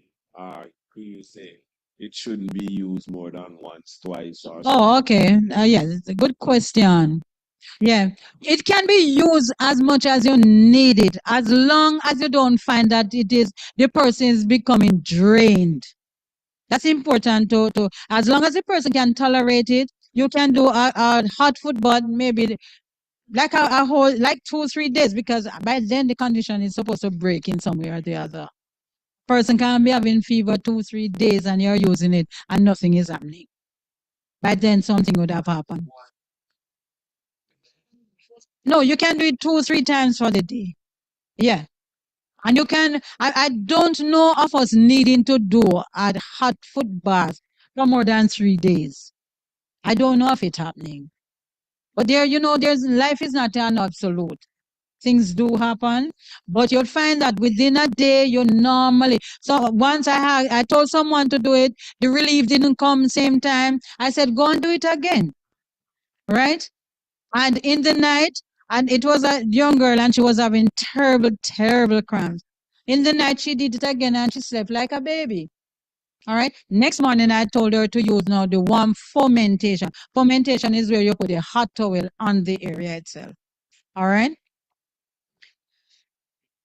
Oh, done. I need my student online to hear what we are saying. You can give her the. I think can the mic reach? Oh, that they can see. All right. Yes. Mm. Yes, I was just sharing that I've never done school nursing before, and I've been doing it just for a week, and noticed that it's a frequent problem with most of the girls when they're having the menstrual period, having pain, extreme pain, and most of them either don't take pills or it doesn't work. So what we do is use the hot water bath, and it helps most of them get relaxed. Right. Beautiful. And what you can do now, teach them that if they don't have hot water bag, they use the towel, the hot towel, right, and get the same effect. And then after that, they can rub their castor oil on. Warm it too and put it on. All right, beautiful. Next slide, please. What are some contraindication? What do we say contraindications are? Hey, you're a medical missionary. No, use up the words. Use them up. Contraindication, the nurse would know. All right. So this is what we said. What is contraindication? What that means?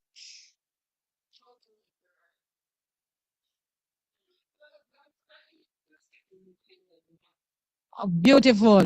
Those conditions that told us that we should not be using this treatment. All right. So here is one of them, and we're talking about the hot foot bath. If there's lots of sensation in the extremities, example, if someone is paralyzed, unconscious, diabetic, or have poor circulation, you don't just take their foot and go put it in hot water. And considering for hot foot bath, you have to put more hot water on it. All right, already the person can't feel, and you keep putting it there because you're bringing it up to a high temperature. All right, high temperature to get the effect of it. You can't do that for these kind of persons. All right. That one you need to remember because you're going to come in contact with diabetics. Circulation and diabetes you're going to come in contact with without thinking twice. Yes.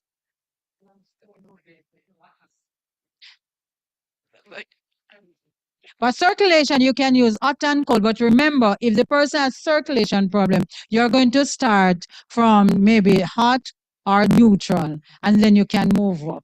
Right, depends on what is happening. If you find out though that the person have numbness, numbness is a different story. Numbness means you can't feel anything. So you might feel something because you are already sensitive to something and you will think this is okay, but because of the numbness, the nerves are so damaged that what is all right to you is death to them. Right. So be careful of that. Because there are other things that we can do. The Lord has not left us comfortless. So there are other things we can look at. All right. So let's look at this sheet you need to know, right? This is what you need to know because this is what you're going to be using to do your hot foot bath and your contrast bath also. So you need a kettle, you need a pitcher for ice water, bucket deep enough to cover, all right, cover the up to the ankle. I like buckets that you can go. I have basin, but I said, you know what, I want bucket to show you more. You want to see how much above the ankle. The further up you can go, the better your treatment. Mm? If that's what is in thy hand, use it. All right. But the more of the area that can be covered, the better for you.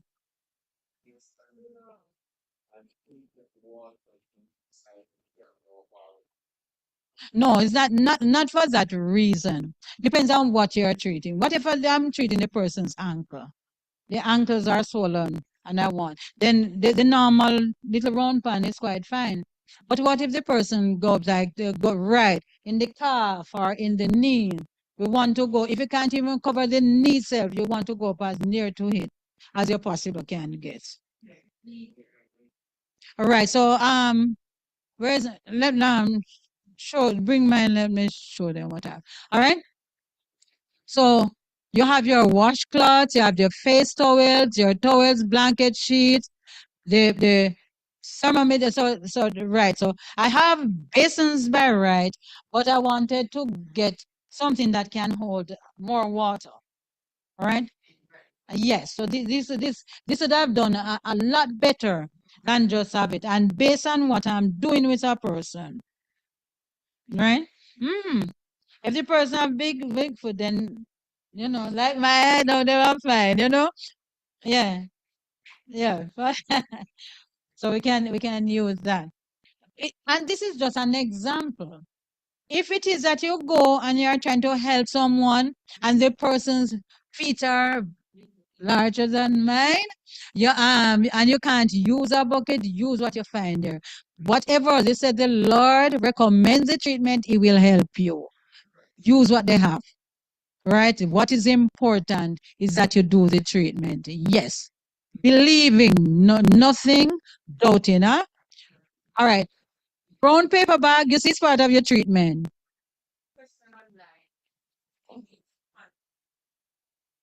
Yes, but except that what I would have want to go directly into it. So I would have used the hot fermentation. No, oh, she heard me say I want to go directly into it with constipation. I think she thought, I want to go directly into it. I saw the puzzle on her face. All right. So what I would have used, which would have given a quicker relief, would have been the fermentation. So we're going to show fermentation. All right. It will work quicker, and then we can use the application of the oils. All right. Next slide, please. So you notice that even the brown paper bag is part of your treatment. Yes, for hyperventilation. So you might not use it, but it must be there. Yeah. So here we go. I hope I carried mine. List some steps of the hot foot bath. So you place your plastic bag. Someone set it out for you. All right. There. Towel on top of the plastic bag so that you don't wet up the place. Place bucket with hot water on top of your towel. Cover chair with blanket all the way to the floor so that it can cover the bucket. Because remember, what you're trying to do is keeping the steam. All right. So you want to ensure that this happens. Add a sheet on top of the blanket. Okay. So you're trapping that steam inside. Do you notice it's almost like this is a rough way of doing a steamer. Yeah, those are, yeah. It is a steam. All right, that is going to go through the body while the heat in the water is going to be pulling. Yeah, because the blood vessels have been expanded. All right. Yeah, you want to cover the chair because you don't want the person to just be sitting on the chair. So you're on one of these chairs and you're doing it. You're going to wet up on the chair and everything. You understand? So you put the thing on the chair, then when the person sits, you're going to cover the person with another. Yeah. So yeah, the whole idea is to sweat them out. Fill container with ice water and 2 washcloths and set near the work area. Get patient to sit. Explain the treatment to patient. Before patient put feet in water. What you do? He spray. Carefully place feet in cold water. All right. Always have your hand to the side of the feet. By cold water, I don't mean, yeah, I mean, yeah, neutral water. Yeah. Yeah, that is important. I think we need to change the word there. Yeah. Next slide. Ask patient if water is too hot. If it is too hot, add a little cold water. And it is not hot according to you, it is according to the patient. Wrap the sheet around the patient, covering the bucket. All right. Next, wrap the blanket around the patient, covering the bucket. Wait for patient to start sweating. Important point, don't draw something from the forehead when nothing not coming. So if you wait until sweating and start, because now the water is being drawn, that is when you put on your cold compress. Right, so let me repeat that step. When you put on, when you set the sheet there and you set the blanket, you put in the person's feet, you put the water in, the person is wrapped up, the person is going to start sweating. All right. When you notice that there are no sweating, then you put on the cold compress on the forehead. Because it wasn't affecting them before. But now that there's a drawing power, what you're trying to do now is stopping it. You're trying to stop it from drawing too hard so that headache and hyperventilation and that doesn't set in. Okay? You can also add the cold compress to the neck. Let patient sit for 20 minutes. Yes.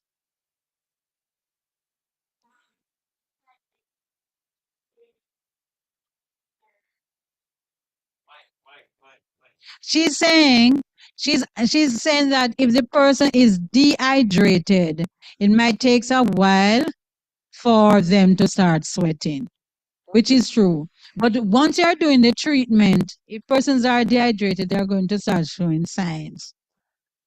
Because these are water will be leaving the body, and the treatment has drawing power. So they either start hyperventilate or don't be surprised they will sweat because the water still, even when you're dehydrated, it doesn't mean that your body doesn't have any water. So it will draw that water from you, all right, and put you in a worse state. But what will happen is that the body is going to start responding, telling you that I need water, all right, and therefore, and remember, you're going to do an assessment of the person before you start a treatment. So you ask, how long ago you had some water? How much water did you drink? Chances are you might have to give the person some water to begin. Yes. Okay. Speaking of water, I think I have a bottle somewhere. Okay. Give patient water to drink. Hey, important, eh? Keep adding hot water to maintain. No, this is I said it before and I'm going to repeat it. Please maintain the temperature. Maintain the temperature. Don't allow it to be fluctuating. All right? Maintain it because fluctuation is not good for your heart. Always place your hand to the side of the feet to test temperature yourself and mix the water. Ask patient if they're okay. Always check on the cold compress to keep it cold. All right? To end, remove blanket, then sheet, raise the feet, pointing up and pour cold water over it. Always finish with cold. All right? Dry the feet, especially between the toes. Okay? Let patient rest for 30 minutes to 1 hour. Note that if a patient cannot sit for a long time, it may be done while lying down. I think we have a picture of that with doing it when the person lie down. Someplace else. All right. Okay.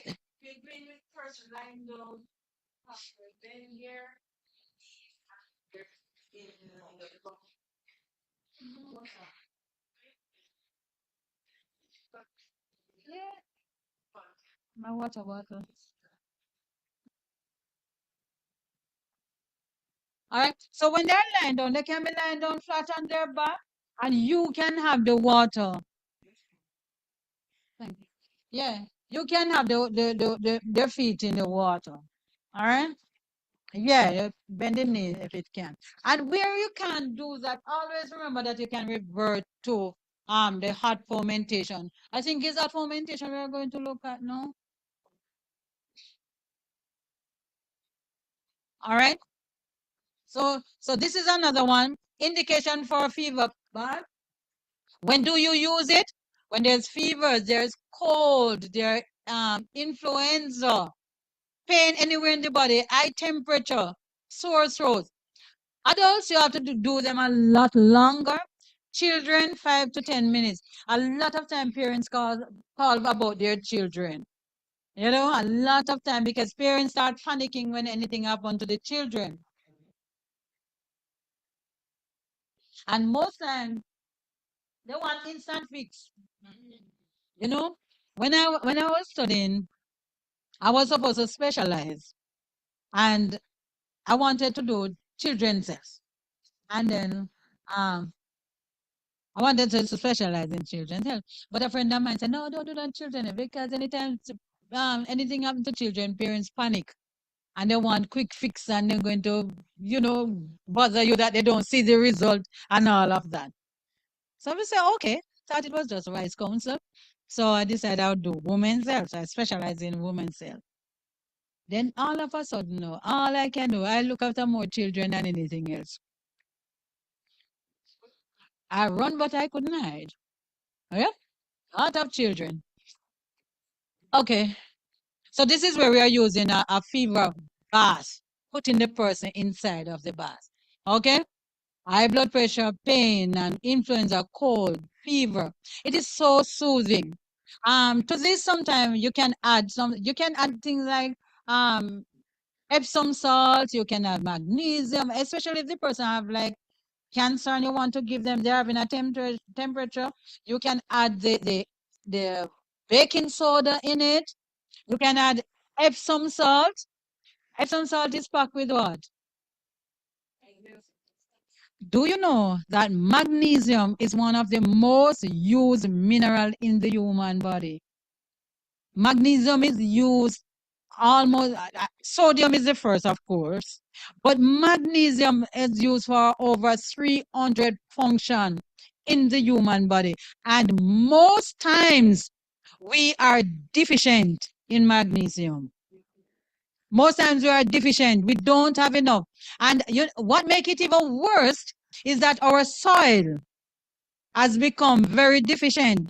Especially, that's why the Lord said, when you do this, the land for 7 years, leave it alone.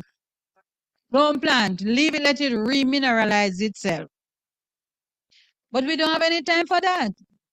You understand? And therefore the body become if there's one supplement, I ensure, and when persons are sick, you become low in magnesium. There's not even no two way about it. You don't even have to test to see if a person is low in magnesium because it is used abundantly when you are sick. So you have to replenish. You have to keep replenishing. All right. So one of the supplements that I ensure that I give to person is magnesium when we are dealing with. And the other good thing with magnesium, it is what you call it has water loving molecules. So what it does, it holds on to water nicely in your body. When you're sick, you need that water to stay inside of you. It's easy for you to be dehydrated when you're sick. All right. So magnesium, uh, they said, you use Celtic salt because of magnesium. Mainly because of the magnesium content, it holds on to it. All right. I like pink Himalayan salt. I had a worker once when we were at the sanitarium. We were there and he became faint and he was listless. And all we did just take a few grains of the pink Himalayan salt, put it in his mouth, give him a glass of water, sit up for it. All right, doc, we're ready to go work again. And he was gone. All right. All right, what is fermentation? All right, so this is the one I'm talking so much about. The application of a hot, wet cloth or towel to any part of the body. So this is your fermentation. It is very effective and can be used to treat a variety of diseases. Each hot application needs to be followed by a cold application. Always finish with a cold. Always finish with a cold. All right? What are two methods of fermentation? Boiling and steaming. No, we don't boil the human being. All right? No, that's not what we do. Okay? It is the steaming fermentation, or it is that you use the hot water, which is application to the person. Okay? Now if you look at that, you notice that there are about 5 different areas that's been taken care of.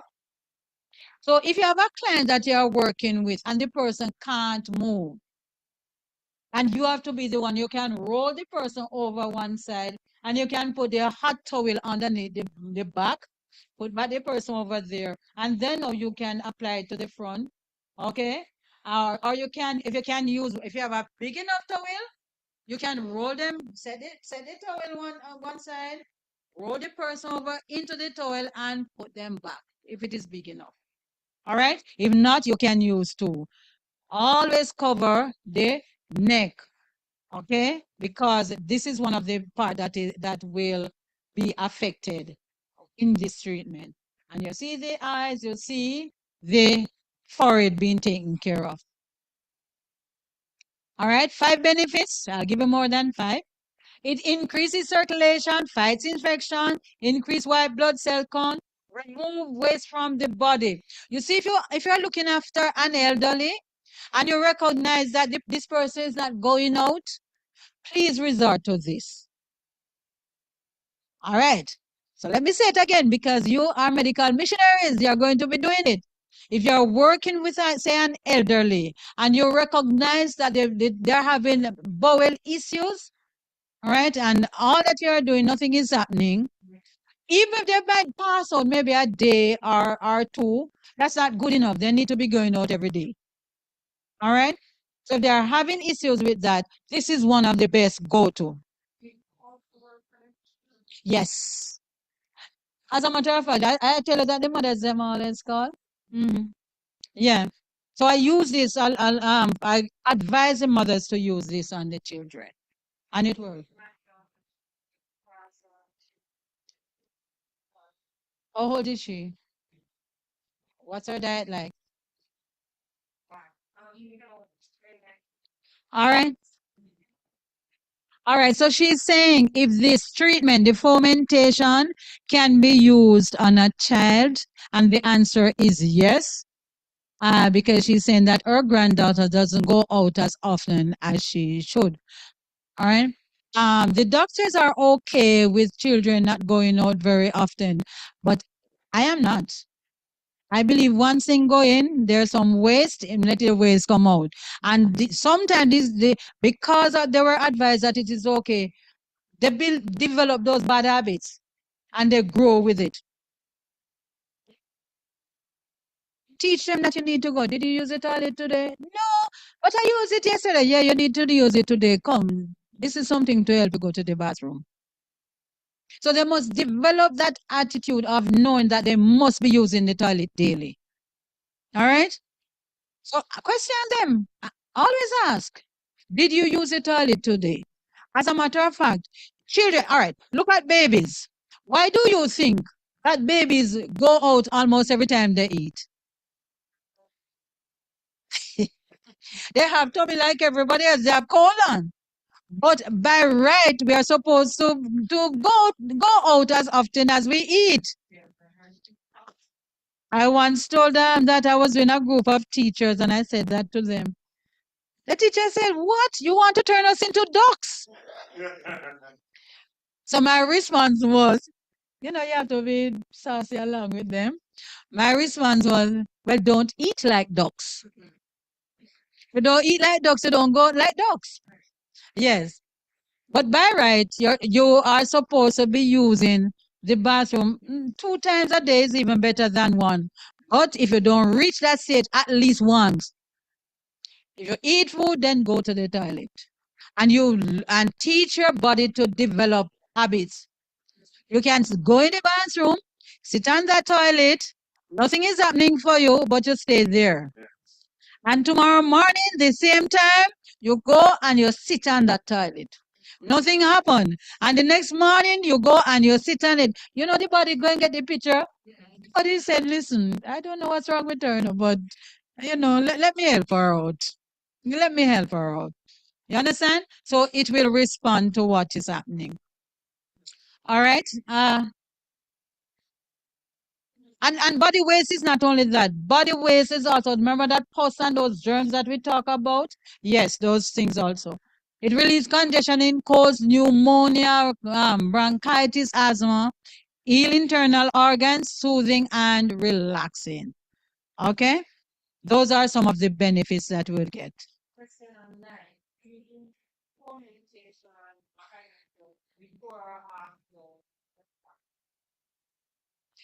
Well, it depends on what you're doing because there are two separate treatment. If it is that you had, say, muscle sores, all right, and aching and all of that, then the fermentation would have been better. All right. If it is that you have circulation problem, you do a massage and then you want to do a hot and cold treatment, that's fine. All right. But depends on why you need. There's nothing to say you can't use one or the other, but it's going to be a matter of what you're using it for. Okay. Let's look at the next screen. All right. So this was what we were saying. If a person is lying down, you can use it, put the hot water in the feet. Okay. And this is to help to increase your circulation, your lung congestion, any form of abnormalities going. And Virgin, let me tell you, you don't have to be sick to do this. Once in a while, because well, we might not have it on screen, but what it does also, it tones the abdominal muscles, and it also stimulates your colon. So you don't have to really be sick for you to take care of yourself that way. So once in a while, even once a week, you just say, you know what, I'm going to give myself a fermentation treatment. And it could be that something was happening there and And that is it. Or you find out that, say, you're going to bathroom only one time and you want to increase it to 2 times. You can do that. Help yourself. Do something to help yourself. Don't be comfortable sometimes that why be no sick. No, that is it. I had that problem, or I have that problem because nothing is wrong with me and I'm not feeling anything. Sometimes you don't check out yourself because you're not feeling anything. You're okay. You get up, you get ready, and you're gone. But I've come to the conclusion that it's not a good place to be. So recently I decided I want to do blood test, and I go and I do executive and do every single thing that can be done. I decided that I want to do it. Right? Then I was talking to someone about we do personal care.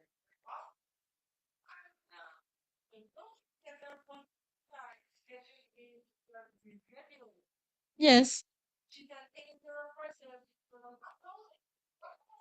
very much so.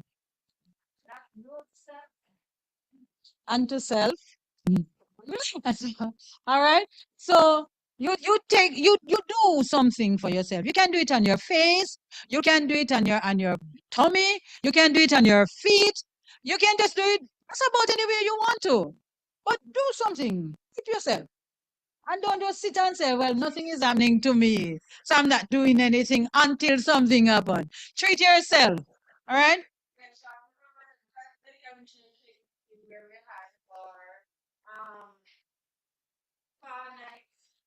Yes, yes. The night we have medical missionary training on Come around and stop being disobedient. okay. There was one medical missionary training that we had when we did spa night, Saturday Yes. night, and we show the ladies how to Care did for the hair. we did face, we did we did feet, feet, we showed the men we did beard, beard treatment, something. and But hair. so it was online and everybody was sending in their recipe and asking Yes, and what we did, we were told them some of the things that that they should get. right. So we did it together. And Yes. it was fabulous. All right. So we can do that. Maybe this group will have a night. We can have a night. Yes. Yeah, we can do that. Give you a little of the treat that we do. All right. Next. Yeah.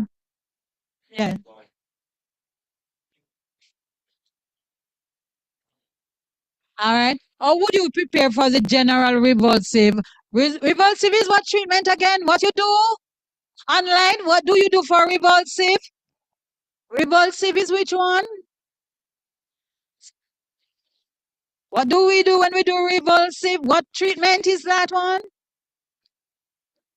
Somebody? Anybody? It is?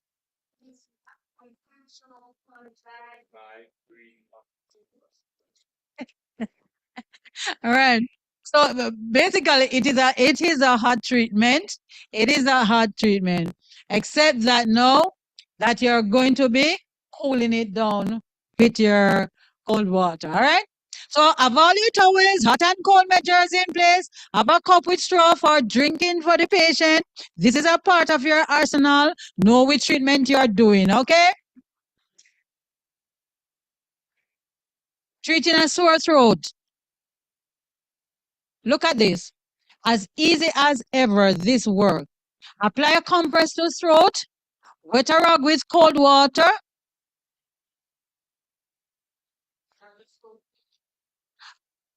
Anything that is going on with your throat and you want to give it some relief, all right? Wet a rag with cold water, place it against the throat, wrap a plastic over the rag around the throat, wrap a dry length of cloth over the plastic around the throat. Keep on overnight or for several hours. Now, some of you might be lay preachers. Lay preachers, yes. When you go home in the night, you ever notice that most lay preachers, after a time, they get the talk course? And teachers, yes.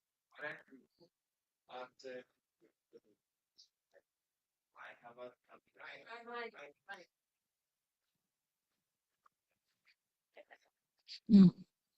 What I do after I would have finished a presentation, I have a tam that I used to put over my head, and I have scarf that I used to wrap my throat several times. Warm To keep it warm. warm. All right, so you can step up the ante a little now that you have learned this part to keep it even warmer. Okay. Next slide, please. And this can be applied for anything that's going on with your throat. I think it would be a good one for me to do tonight. Natural means used in accordance with God's will. That's what we call natural. Brings about supernatural results. We ask for a miracle, and the Lord directs the mind to simple remedies. Oh, that was too quick. Go back to my last slide. Sorry. Reach it too quickly. Okay. So when we ask, when in his mercies and his love for us, what God has brought to us, use the natural, and guess what you get? Supernatural result. Many times it will boggle the minds of your doctors when they see that you apply something and you get better. They want to know. They want to know, what did you do? All right. Many times they'll recommend and say, no, thanks. All right. I went some time ago to see a doctor, and he said that he was giving me antibiotics. I said, no, that's fine. I said, what you go? You need them. I said, I have my own. What are you going to have? Golden seal. Golden seal. What is golden seal? I said, well, it is nature's antibiotic. It will work as good and better than yours and without any side effect. All right. And I know another person who used it, never said anything to the doctor. You want to give a testimony, young lady over there?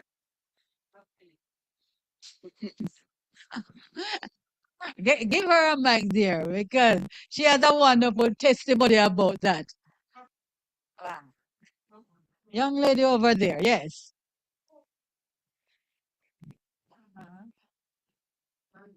Oh my goodness, it's her birthday. Happy birthday to you. Happy birthday to you. Happy birthday to you.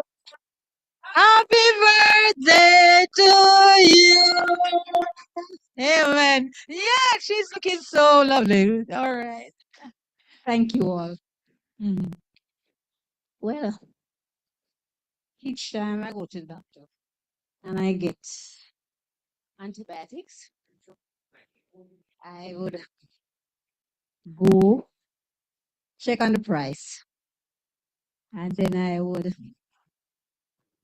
go back and buy golden seals.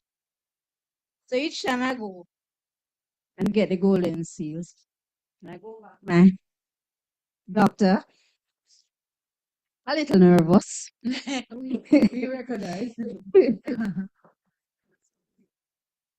And I go back to the doctor. They will tell me everything is okay. Everything is okay. I kept on doing this for a while. Coming up to an operation, I made up my mind. As soon as I get out of the hospital, I am not going to take any more of their medication. But I have to take them when I'm in the hospital. So I got out. I called Dr. Lambe and I gave her the prescription on the phone. And herself and the nurse came. They filled the prescription, golden seal, and this is the operation one. Before I told my sister about it, and she scolded me real hard. And she says, "Don't do that, Cynthia. This is a major operation. Don't do that. You are going to kill yourself." I says, "No, I'm not going to." So I decided not to tell anybody else, neither in the family nor anybody else. So they came and they gave me, they filled the prescription. I started taking the Oh, prescription. and by the way, you hear saying fill this prescription. Yeah, it is our prescription instead of that prescription. Yes, all right. Yeah. Mm. So I started taking it and it works like magic. Mm. So this doctor, she was a person kept on insisting that I do the operation because I know somebody who did the operation and it didn't work out for the person. So I decided it's not going to work for me, so I'm not going to do it.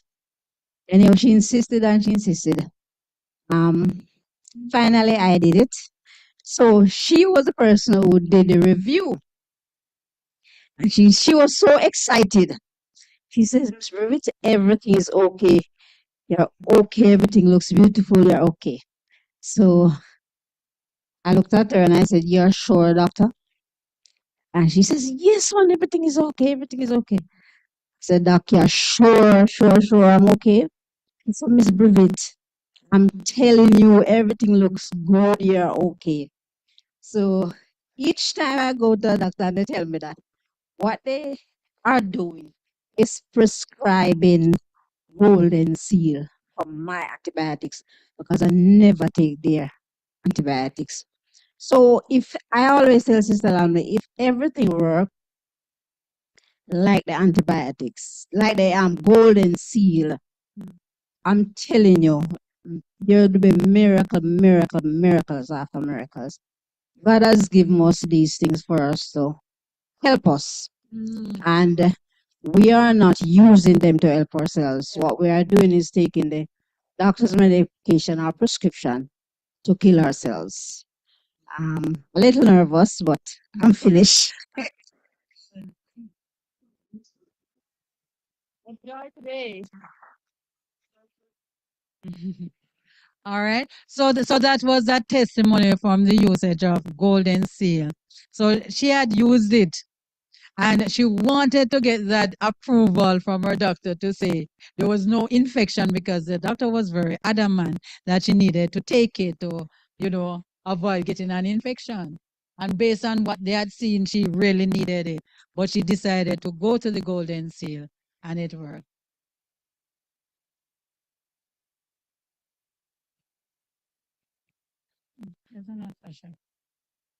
My question though is, should you take golden seal randomly, or if you have to take it, how much days should you take and how you should take it? All right. It is an antibiotic, so it should not just be taken like that. It has to be that there is a situation, a condition that a person, say a person was prescribed antibiotics and they need an alternative, all right? Then you can use it. That, and I would not say give a directive how to take it, because it has to be based on who the person is and what is happening to them. We cannot just give you how to use something like that. Right. Remember, the information that we give is not to treat and diagnose. We are giving you just open information. It's general information. All right. So it's not good for us to say, take this thing for that thing. And there are times when something that you get, you have to take it. You know, one of the things that I find with persons, like they have high blood pressure and they heard that it will do them this and it will do, they just stop taking the medication. You can't just do that. You can't. The doctor gave the medication for what is going on with you. You can't just get up and you decide, say, I'm not taking it. And you're not even doing anything to help yourself. You are going to things, and remember this, medical missionaries, listen to this.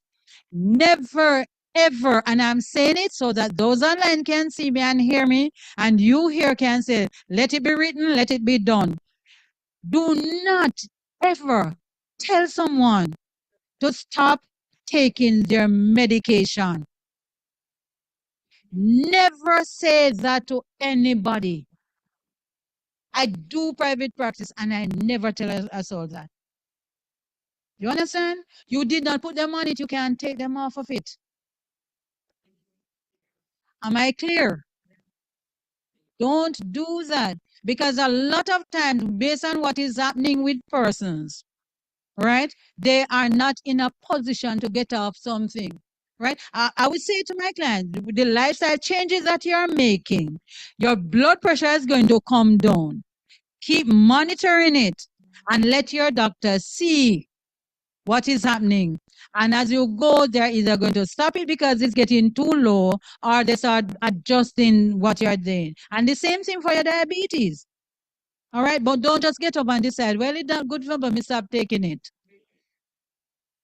Never let it be done that way, because you can hurt yourself, all right, instead of healing yourself. Okay, I think that is the end of this one. We are going to look at the practicum. We are going to, I need volunteer, somebody. I just want to do, I can only do one presentation. So I need 2 persons. You're doing it. Come on, sister. All right. And we are going to get the pants for me, please. And we are going to do it. You'd have to set the camera so that those online can see.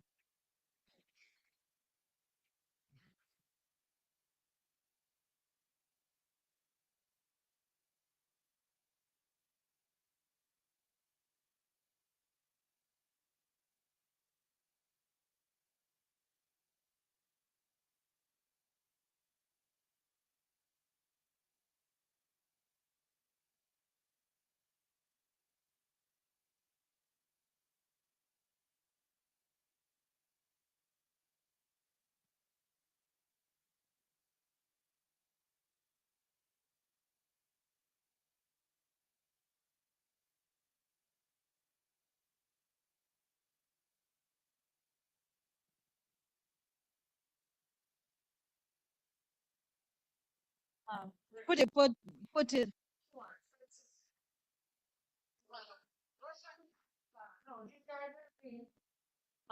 Put out the other slide.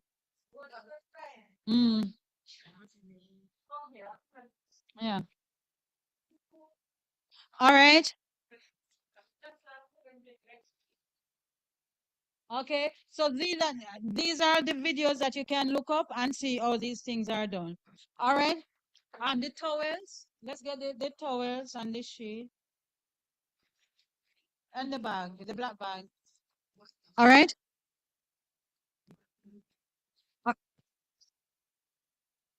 So what we are going to be doing, we are going to do the live demonstration. You'd have to Tess, you'd have to set it so that they will be able to see what we are doing.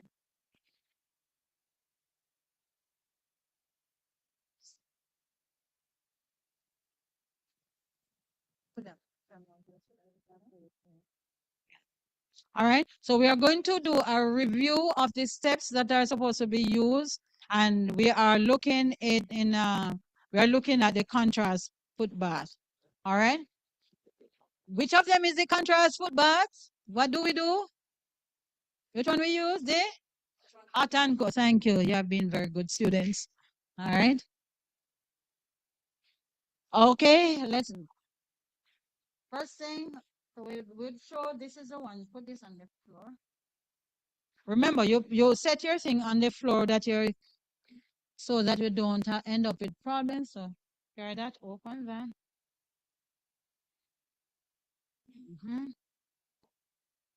Right, yeah, have your pan.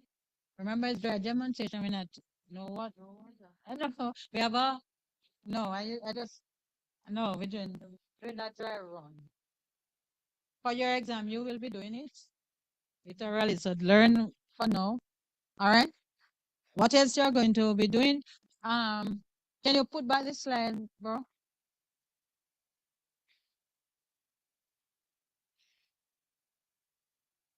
The side for hot and cold. Mm. Steps. Steps, right? All right, go on. Yeah, go right, right there. All right, so you go through. All right, so that is yes. That's all right. That one is good enough. Place the bucket with hot water on top of the towel. So this is the hot and this is the cold. It says cover the chair. Mm. That's the sheet. Okay. All right. What you do? You see, I have the two pans, but remember, you're doing a treatment, so you want to ensure put the because you don't want the floor to be wet, so you put it over it, right?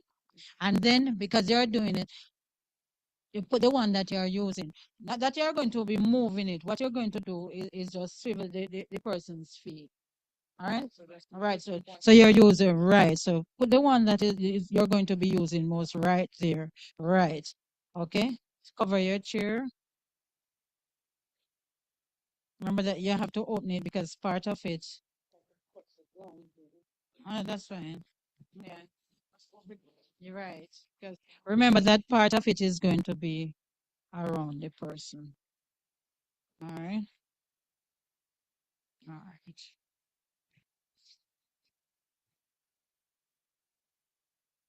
You try getting as much as you possibly can because right because you're going to use the rest to wrap the person and get in there.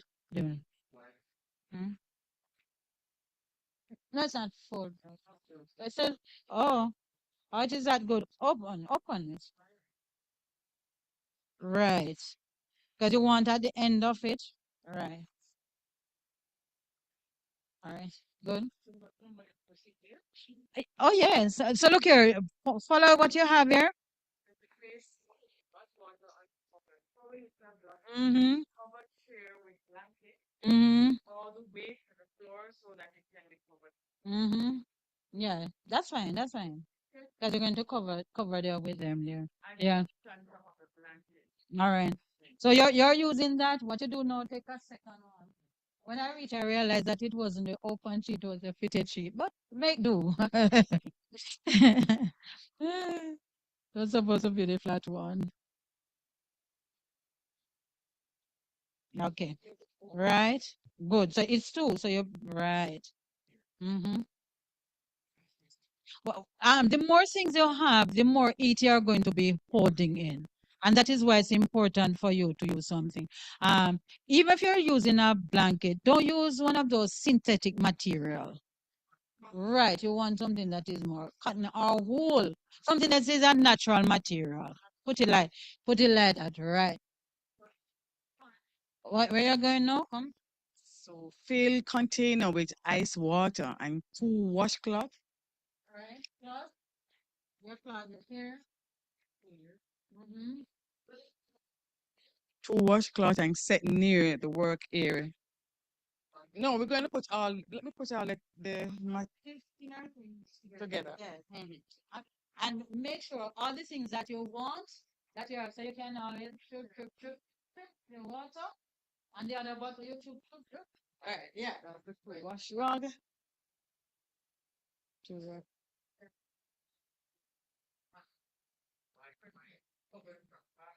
Yes.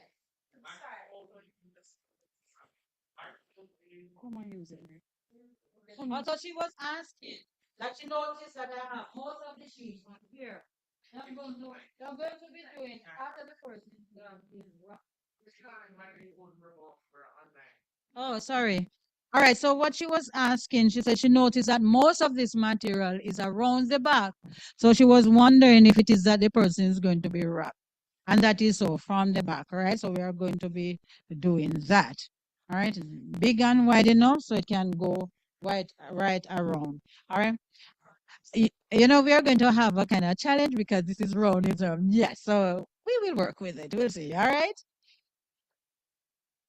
Yes. Yeah, but someone we're will be going to there. get we're going to get all the materials together first. Made the preparation. Yes. All right. Get patients to sit. Okay. So you're at the other part now. Yes.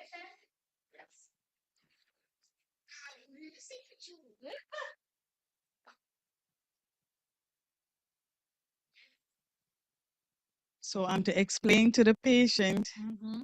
what we're doing. So we are doing. Okay. All right. So she's having muscle contract. Oh, so that's your treatment. So that's All right. So you see, she's having muscle contract. So you're in the woes of treatment. You know what happened to me, Sister William? When I was studying, I had to do a video presentation of an assessment that I was doing with a lady who had menopause, and she was supposed to tell me how she go about it, and I was supposed to recommend her. Brethren, in the midst of my recording, the lady break out in hot flashes. I panicked because I was just learning. I don't know if I know what to do, but she just burst out and she was sweating, and I was panicking. I said, "No, you're not supposed to do that. Not no." But she was there, and I need to help her. And no, you can't turn on the fan on her. You know, so you have to teach her, you have to talk to her, tell her the process, what's happening in the body, and all of that. And it's a time to relax. And yeah, I got an A, so I must have done something right. She's having a muscle contract. What do you do when someone is having a muscle contract? All right. Good. First thing you do, you take up the leg, all right? And then it does hurt. All right. And then no, because the tightness is there. The tightness is there in the leg, so you start no right. So you start up. Always when you massage something, always bring to the heart. Always send it to the heart. Don't let nobody rub your foot. Rub your foot and send it down. Always. All right. So you always. And please note, before you touch the lady, you should say to her, I know you have the muscle contract. May I touch you? Yeah. Yes. That was so you're not married. And don't forget the part that you're going to pray before touching her. And that the hands All are right. always washed. All right. So we go through all of that. And then as you're doing it, ask her, how are you feeling? How is it? All right. And you're helping her, so you talk to her and say, you know. Yeah. All right. So we are doing it. She had filled her container. She have this there. So she's now wash her hands. All right. She have her water and she has wash herself. All right. And then you come to her.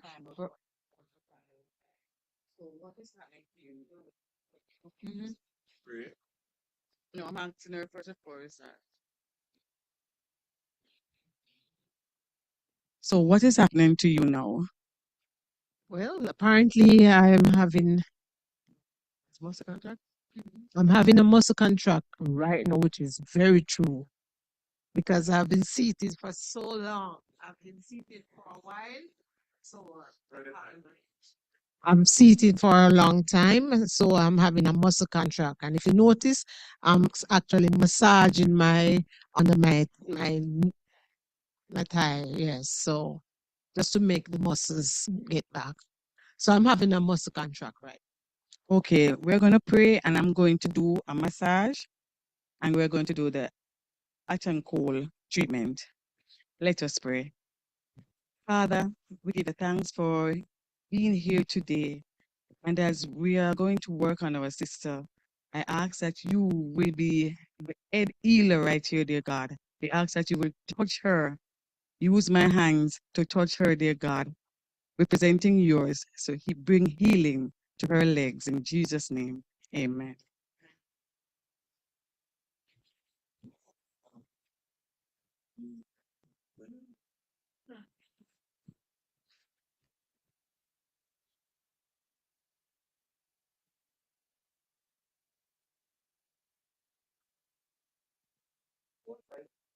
What I found work for me when I have muscle contract, I will elevate my leg up and I will apply the pressure to my knee and hold it there for a while.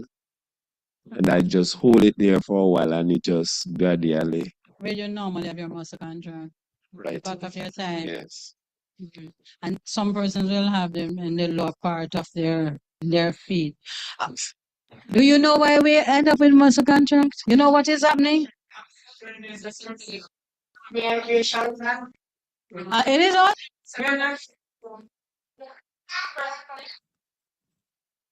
Lack of exercise. Mineral. Say it. I heard the word. Low magnesium. Low magnesium cause muscle contract. The body cannot able, the muscles can't relax.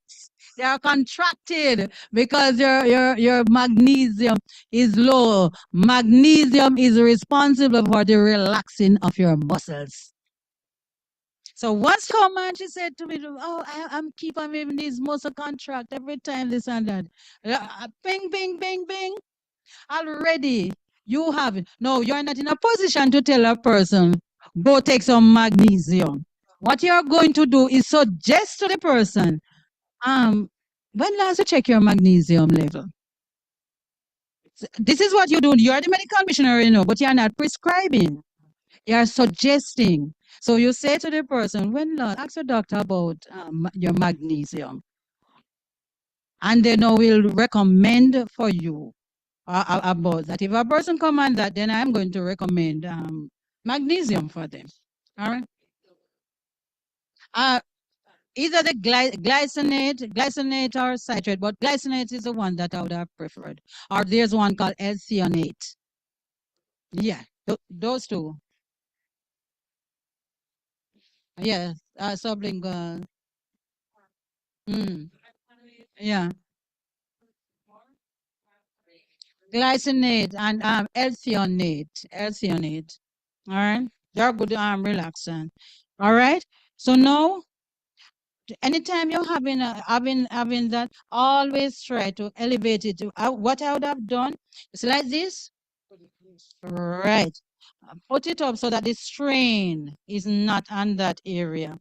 All right. And all right, not for the massage, right? Because it's just down there you're doing. All right. And no. So what we are doing, it is a little because she's having this situation. We didn't go straight into the hydrotherapy.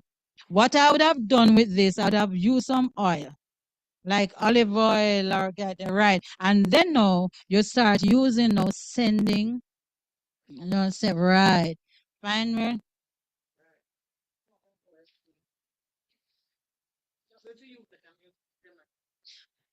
Which kind do you have? Yes, if you have a good oil, you can. Yeah. I don't know. This is oh, don't have an oil. Oh, I don't have one either. All right. But so what you do now, you just massage it, send it up. And when you're doing, remember, you go lightly. Yeah, lightly. Yeah. Tight. Right here, yeah. Very tight. All right. So you take your time. Take your time because the whole idea is to get the body relaxed, the muscles relaxed. Yeah. Yeah. So once you can find it and you start manipulate them, right? You take your time. I like to do. We are going to one. I think the next class or the other one we're doing massage. So you'll feel it. You see the tightness coming out. Yeah, right. You see that? Yeah. All right. You're right. So you see, you're just kind of gentle, you know, just working it. So you don't have to go the hard way. As long as the gentle puts it in, it will start relaxing with the little pressure. When you're doing massage, then the lighter pressure will make you more relaxed. All right. It's only when you're having deep tissue condition, then you would have used that. All right.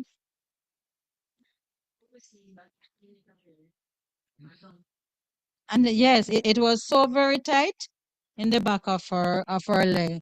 No, oh, it's gone. All right, that's beautiful. So that's God's miracle right in front of your eyes. David Virgin, yes, we have a live witness right here. All right, as simple as that. Okay. All right. So now you're going to be placing it the thing, placing it the sheet around her. Yes. Explain before person start with a prayer. We do the place it in cold water. Remember, when they said cold water, we don't mean that it is the ice cold water. We mean that the water must be just tepid, room temperature can be.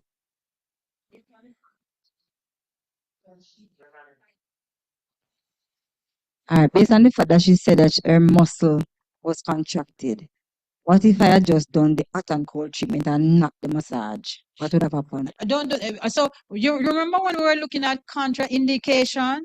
If something is going on with a person, you can't because you don't know what reaction you're going to get there. So you want to take them out of a position that they're in because the muscle itself was contracting, therefore it's going to affect your nerves. And if you don't do right, and because the nerves is affected, she herself don't even know the water. She won't know how to right, how to gauge that. Right. So it is better to get out of that situation because it's a temporary situation and then you can move on with that. All right.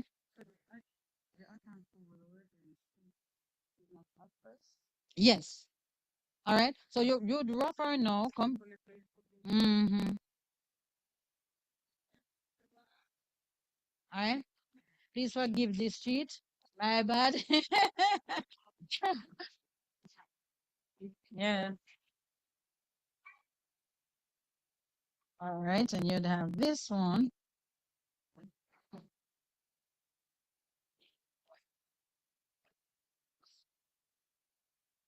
You see, like you doing that now, you can explain and say, listen, I know I'm putting a lot of things on you, but the whole idea is that I want you to be sweating out all of this congestion that's going on. All right. So that is why. All right. So so that our foot now could have gone in this one. All right. Our feet would have been in this, and this would have covered over. All right. When you're finished, put your foot in the base. Yeah, yeah.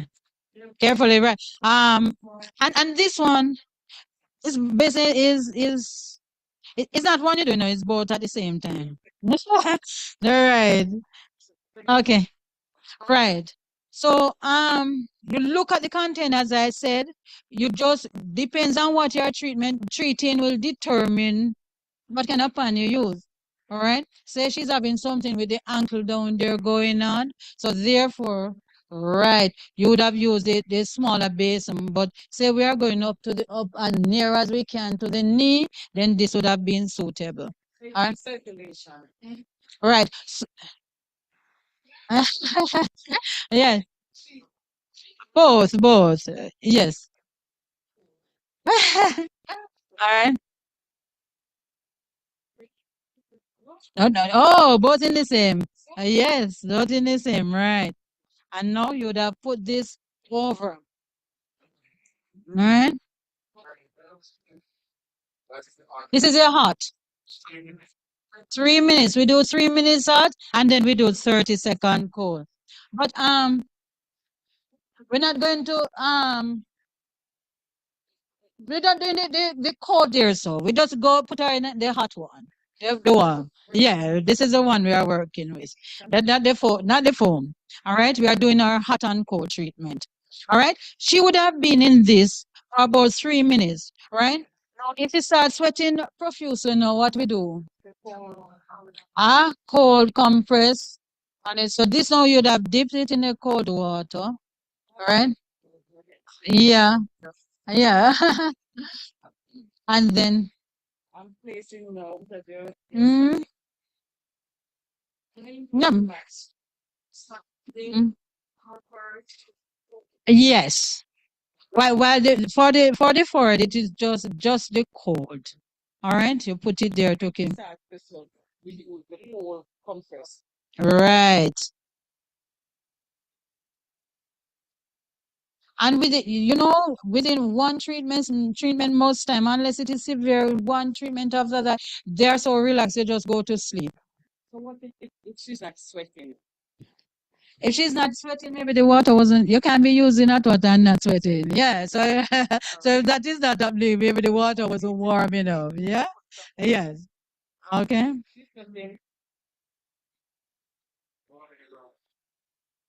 It's going to be depend on the. He's asking how many rounds we should do. It's going to depend on the response. If you do one and the person is all right, feel better and want to go sleep now, that's fine. You give them say maybe like an hour or two and they sleep or lie down and you find out that they still have a roasting fever, go set it again. You understand? So you can do it up to 3 times. Oh, yeah. Three rotation. Yeah, so hot, 3 minutes hot, 30-second cold. 3 minutes hot, 30-second cold. No, beside her would have been her water. Right. Right. So should I right. How would you pour the water now? Yes, put her foot to the side. Not on yourself though.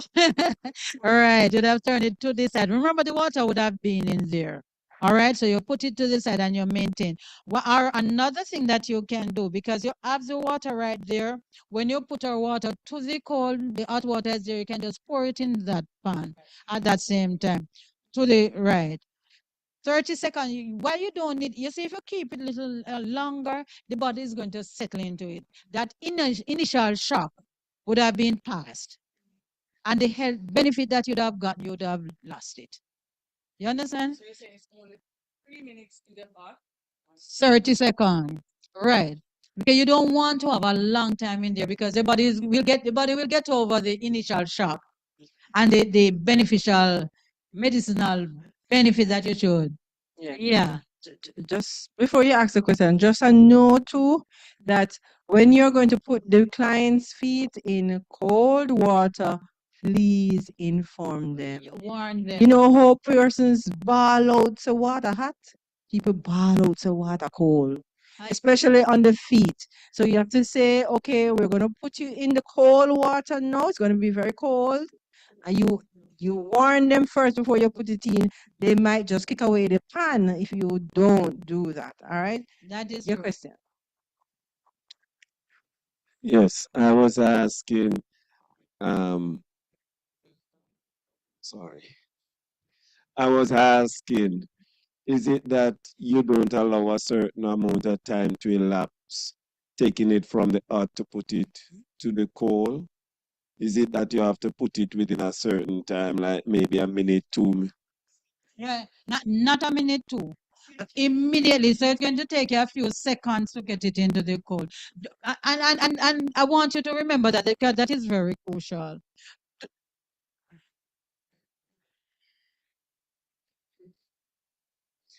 All right. All right. Okay. Okay. Um, if you take it out and leave time to elapse, the beneficial effect of the heat is going to be lost. So when you put it in the cold one, it's just a cold treatment you're doing. Yes, it is. Remember, the blood vessels have expanded because it went into the heart.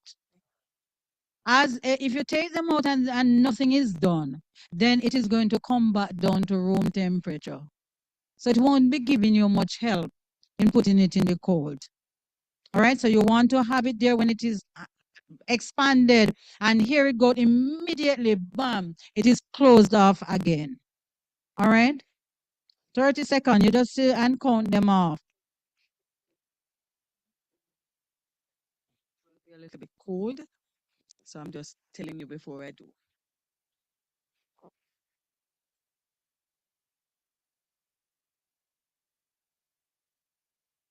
Mm. Mm. Uh, for your feet, it can yeah, can be very helpful, but they are not treatment. All right, they're not therapeutic treatment. They're for relaxation. Yes, so you won't get that. Yes, and of course, you do that again, and you do that, and you do that, and you're finishing that. Yes. So by that time, you'd have poured some more of the hot water on it. Right. Good. And when she feels this, it's going to feel like the same temperature, even though you have put some hot water in it, because the cold had allowed the body to tolerate a higher temperature now. Beautiful body that we have. All right. So we do that. Yeah, normally we just swing them. She don't get the proficiency of swinging yet. So what we do, we just do a swing, we just lift, and we just swing across. Yeah, yeah. So she will get it. She'll get it. All right. And yeah. All right. All right. Yeah. All right. So look here though. Look here though. Look what happened though. Look what we must say. Remember what we say. The patient is always right. So if the patient is uncomfortable doing that, because the patient is always right, you just take out one and take the other one because she will be at her comfort zone. All right. And she still, yes. All right. Right. All right. And you can do that, if you can tell them, listen, just more. Yeah. Or she can do it. She can help herself, whichever way. All right. So that basically, all right. So you're finished with your treatment. What you do, leave it for a while, then go that way. Wait it again. Or you have another one. Yeah, have another one in case, and you just put on. Right. What's the purpose of changing the towel and not using back the very same one? Because no, you'd have to waste time to try and wet that one again. But if you have that one in a little basin there, you just take it and that you wouldn't have to go and wet it and bring out and come again.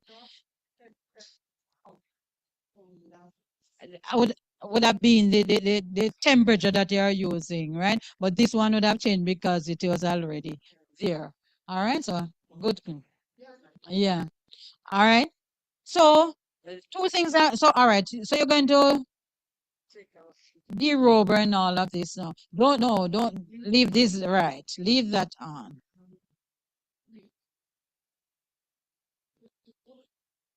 And I want to show you two things that you can Sister Karen, could you say vinegar and baking soda for me? Right. So, all right. So now you're going to remove it with your. She should be in the cold. Oh, just say she finished with the cold. Yes. That's the purpose, you know. She should be in the cold. The last one she would have done is the cold. Please finish with the cold. Why? Anybody? All right. Thank you. Close the pore. That's why you finish with the cold. You have opened them up. They are exposed. You want to close them back. All right. Very important. They catch a draft. Okay. That's why he was asking if we must wait some time before you. All right. That person normally says outside cold. And that is right. No, and it can happen if it is artificial heating. So like you're using the iron or you're using some other machinery that give you heat. That is not a natural heat. It's not hydro. All right, so that can hurt you. Like overseas, I remember I was there in the December, and you in the car you have this heater because it's snowing, and then you have to rush out of the snow, out of the car into the snow, and then you have to go inside of a building that is very hot. And I said, my goodness, no wonder these people are so sick because it's not natural.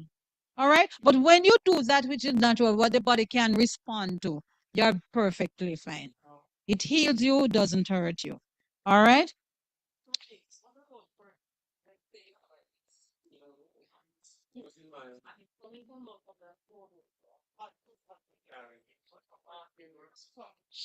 I am. Yes. Yeah. Ask your question again so that those around can hear. Mm. Let's say the person has an AC in his or her room and you're in the cold area, and then you want to come out of the AC room to go to another area that does not have AC. What effect that can have on the body? As you're coming from cold down into heat, back into heat. But most time the heat that you're getting is not an unbearable. Most time it is mild. It doesn't get the time. It is not so dramatic that it has a adverse effect on changing of temperature that way. All right. But if it is now that you in there, like when you're overseas, that one I can tell you, when you come out, it is biting cold. And inside of the car tend to be hot. Inside of every building is heat. All right, that can hurt you. So what you have to do while you're there, you have to um close yourself against it. The thing that you wear, you have to make sure that when you go outside, the heat is still trapped inside, so that the body does not expose itself to that unbearable cold. I call it unbearable because it really is terrible. It literally bites.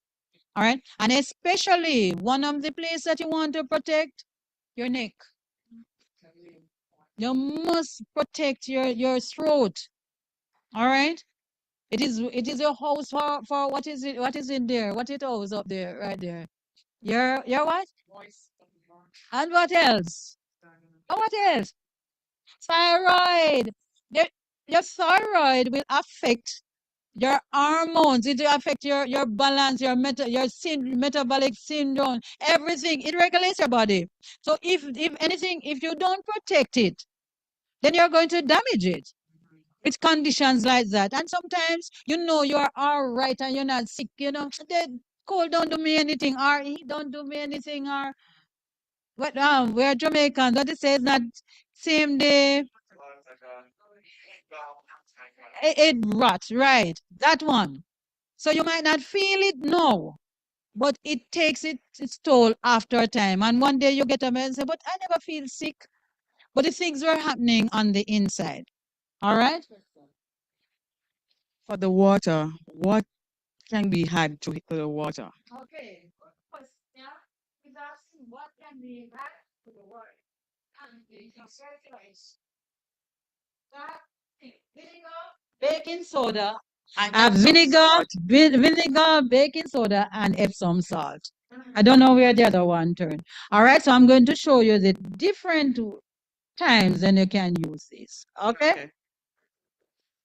All right. So let me start with the vinegar. So you're a medical missionary and you go to somebody's home, and when you go there, you see it look like the toes are terribly infected, all right? And it look like if you're not careful, they might fall off. Or the person can say I have athlete's foot, or they can say they have fungus, some sore there, or somebody acquired say, he must come take up his shoes because he put them things like anything else that are going on. You know that kind of thing? Then you know that something is going on. The best thing that you can do is introduce them to vinegar. Vinegar is excellent for wound care. All right? Uh, she's asking, could you use peroxide? Peroxide sometimes can, if you're cleaning a wound or something, and sometimes it can be very irritating. But this is easier on the system. So if I'm using, say, half of this bucket with water, I'm not good at measurement, but say it's 2 quarts of water, right? In that, then you use a quarter cup of your vinegar in it. All right? And let the water be warm, not hot. Doesn't have to be hot water. Let it be warm, because when it is warm, you can stay a longer time in it. You don't have to do the hot and cold at that moment. Just let it stay for about 3 minutes in it. All right? Remember the young man I'm telling you about? Yes, vinegar was one of my favorite go-to for him. And in no time, athlete food, cheesy food, yes. Wounds, fungus, you name it. This is it. The vinegar will do that. A quarter cup is a measurement. I think quarter cup is what, 2 ounces? Yes, 2 ounces you'd have put in there. All right.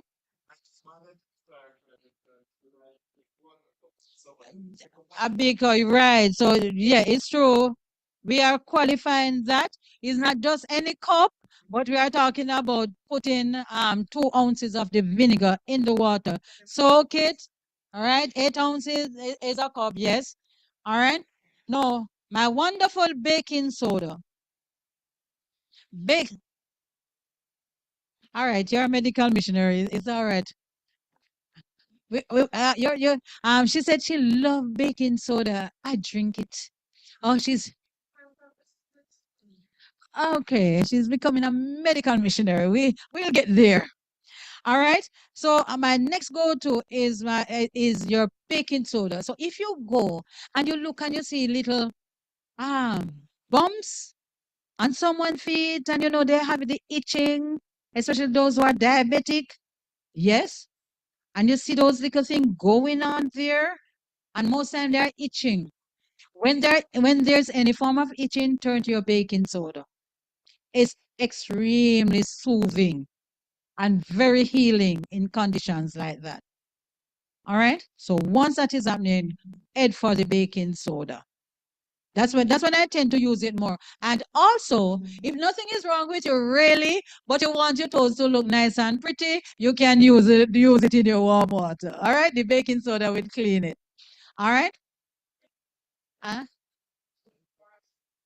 I'm saying if sometimes you look and you see some little pimples on person's feet, or you find that they are itching, little scales that's itching on the feet, then the baking soda is the best thing to use in that circumstance. Yes? No, don't put the baking soda and the water and the vinegar together. That's cause eruption, and it can be too very aggressive for your system. The next one, no, which I don't have here, but you all know it, is your Epsom salt. Epsom salt you use in the case of circulation. Any circulation problem that they might have, turn to your Epsom salt. And another thing when you can use Epsom salt, if you find out that the ankles are swollen, edema, they're retaining water, then Epsom salt is good. Well, because it also helps to move things along.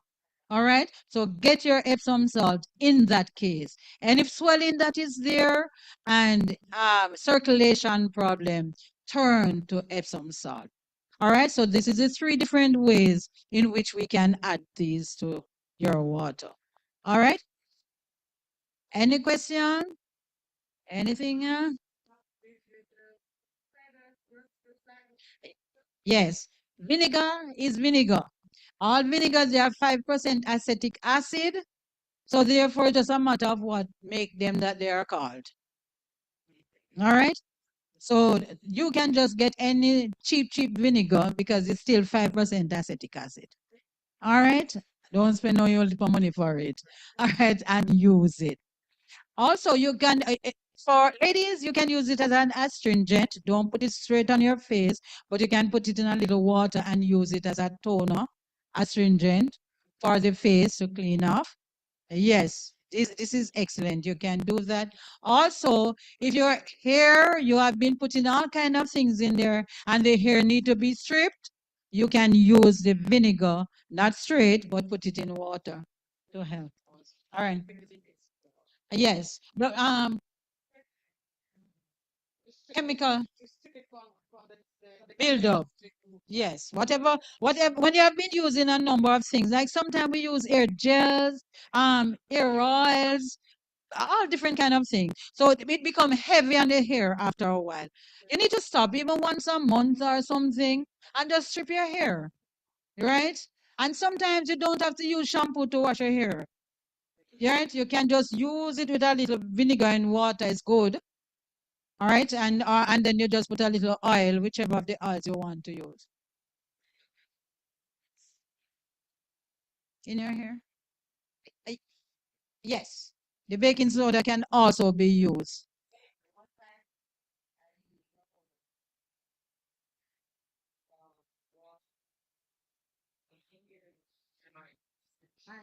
Right. So she's saying sometimes she use about a small amount of it in the water and she doesn't use any shampoo. And she have a lovely hair, head of hair right there under her tide, right? Long, beautiful hair. Okay. All right. So we are finished with this area. All right. And we hope that the information was helpful and that you can have something to go start practicing, because those of you who are moving on to certification, you need to know to do it. All right, tell what you have done. Okay. Thank you for those on YouTube. We pray that you have been blessed with this presentation, and may we continue to learn. We see each other online tomorrow evening at 5:30. Our next class, because we are now in the process, for this week, we are not going to have this Monday and Tuesday. We are going to have Sunday coming because we are using this time to fine tune. There are a lot of persons having glitches in getting on the system right now. We are going to fine tune them. Not tomorrow or Tuesday. We start Sunday again. All right? Yes, here. We are going to be here Sunday. All right, on Sundays for now, we are going to be here this week. As of next week, we not for this week, Monday and Tuesday would have been our class, but we are not having it because a lot of persons have not yet. Right. So next after Sunday, then we go on to Monday, Tuesday, and continue. Yes. The Sunday, so Sunday, Monday, Tuesday, those are your class days. Right. Online. Right.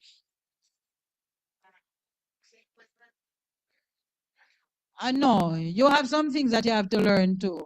All right. We have 2 separate groups, but there are some things that you have to learn when your time from conference finished, then you're finished. And those who are going on to certification will continue. All right. Yes. 9 to 2.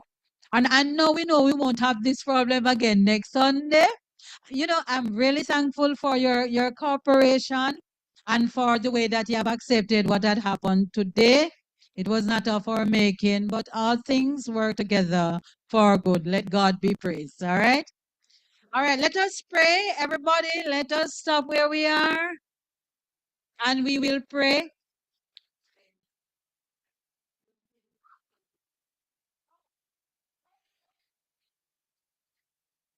Oh, by the way, just before I pray, we have some little delight pastries. It's just $200 per slice. You can get yours somewhere there. All right. Nice pudding, all healthy. Don't have to worry. No sugar there.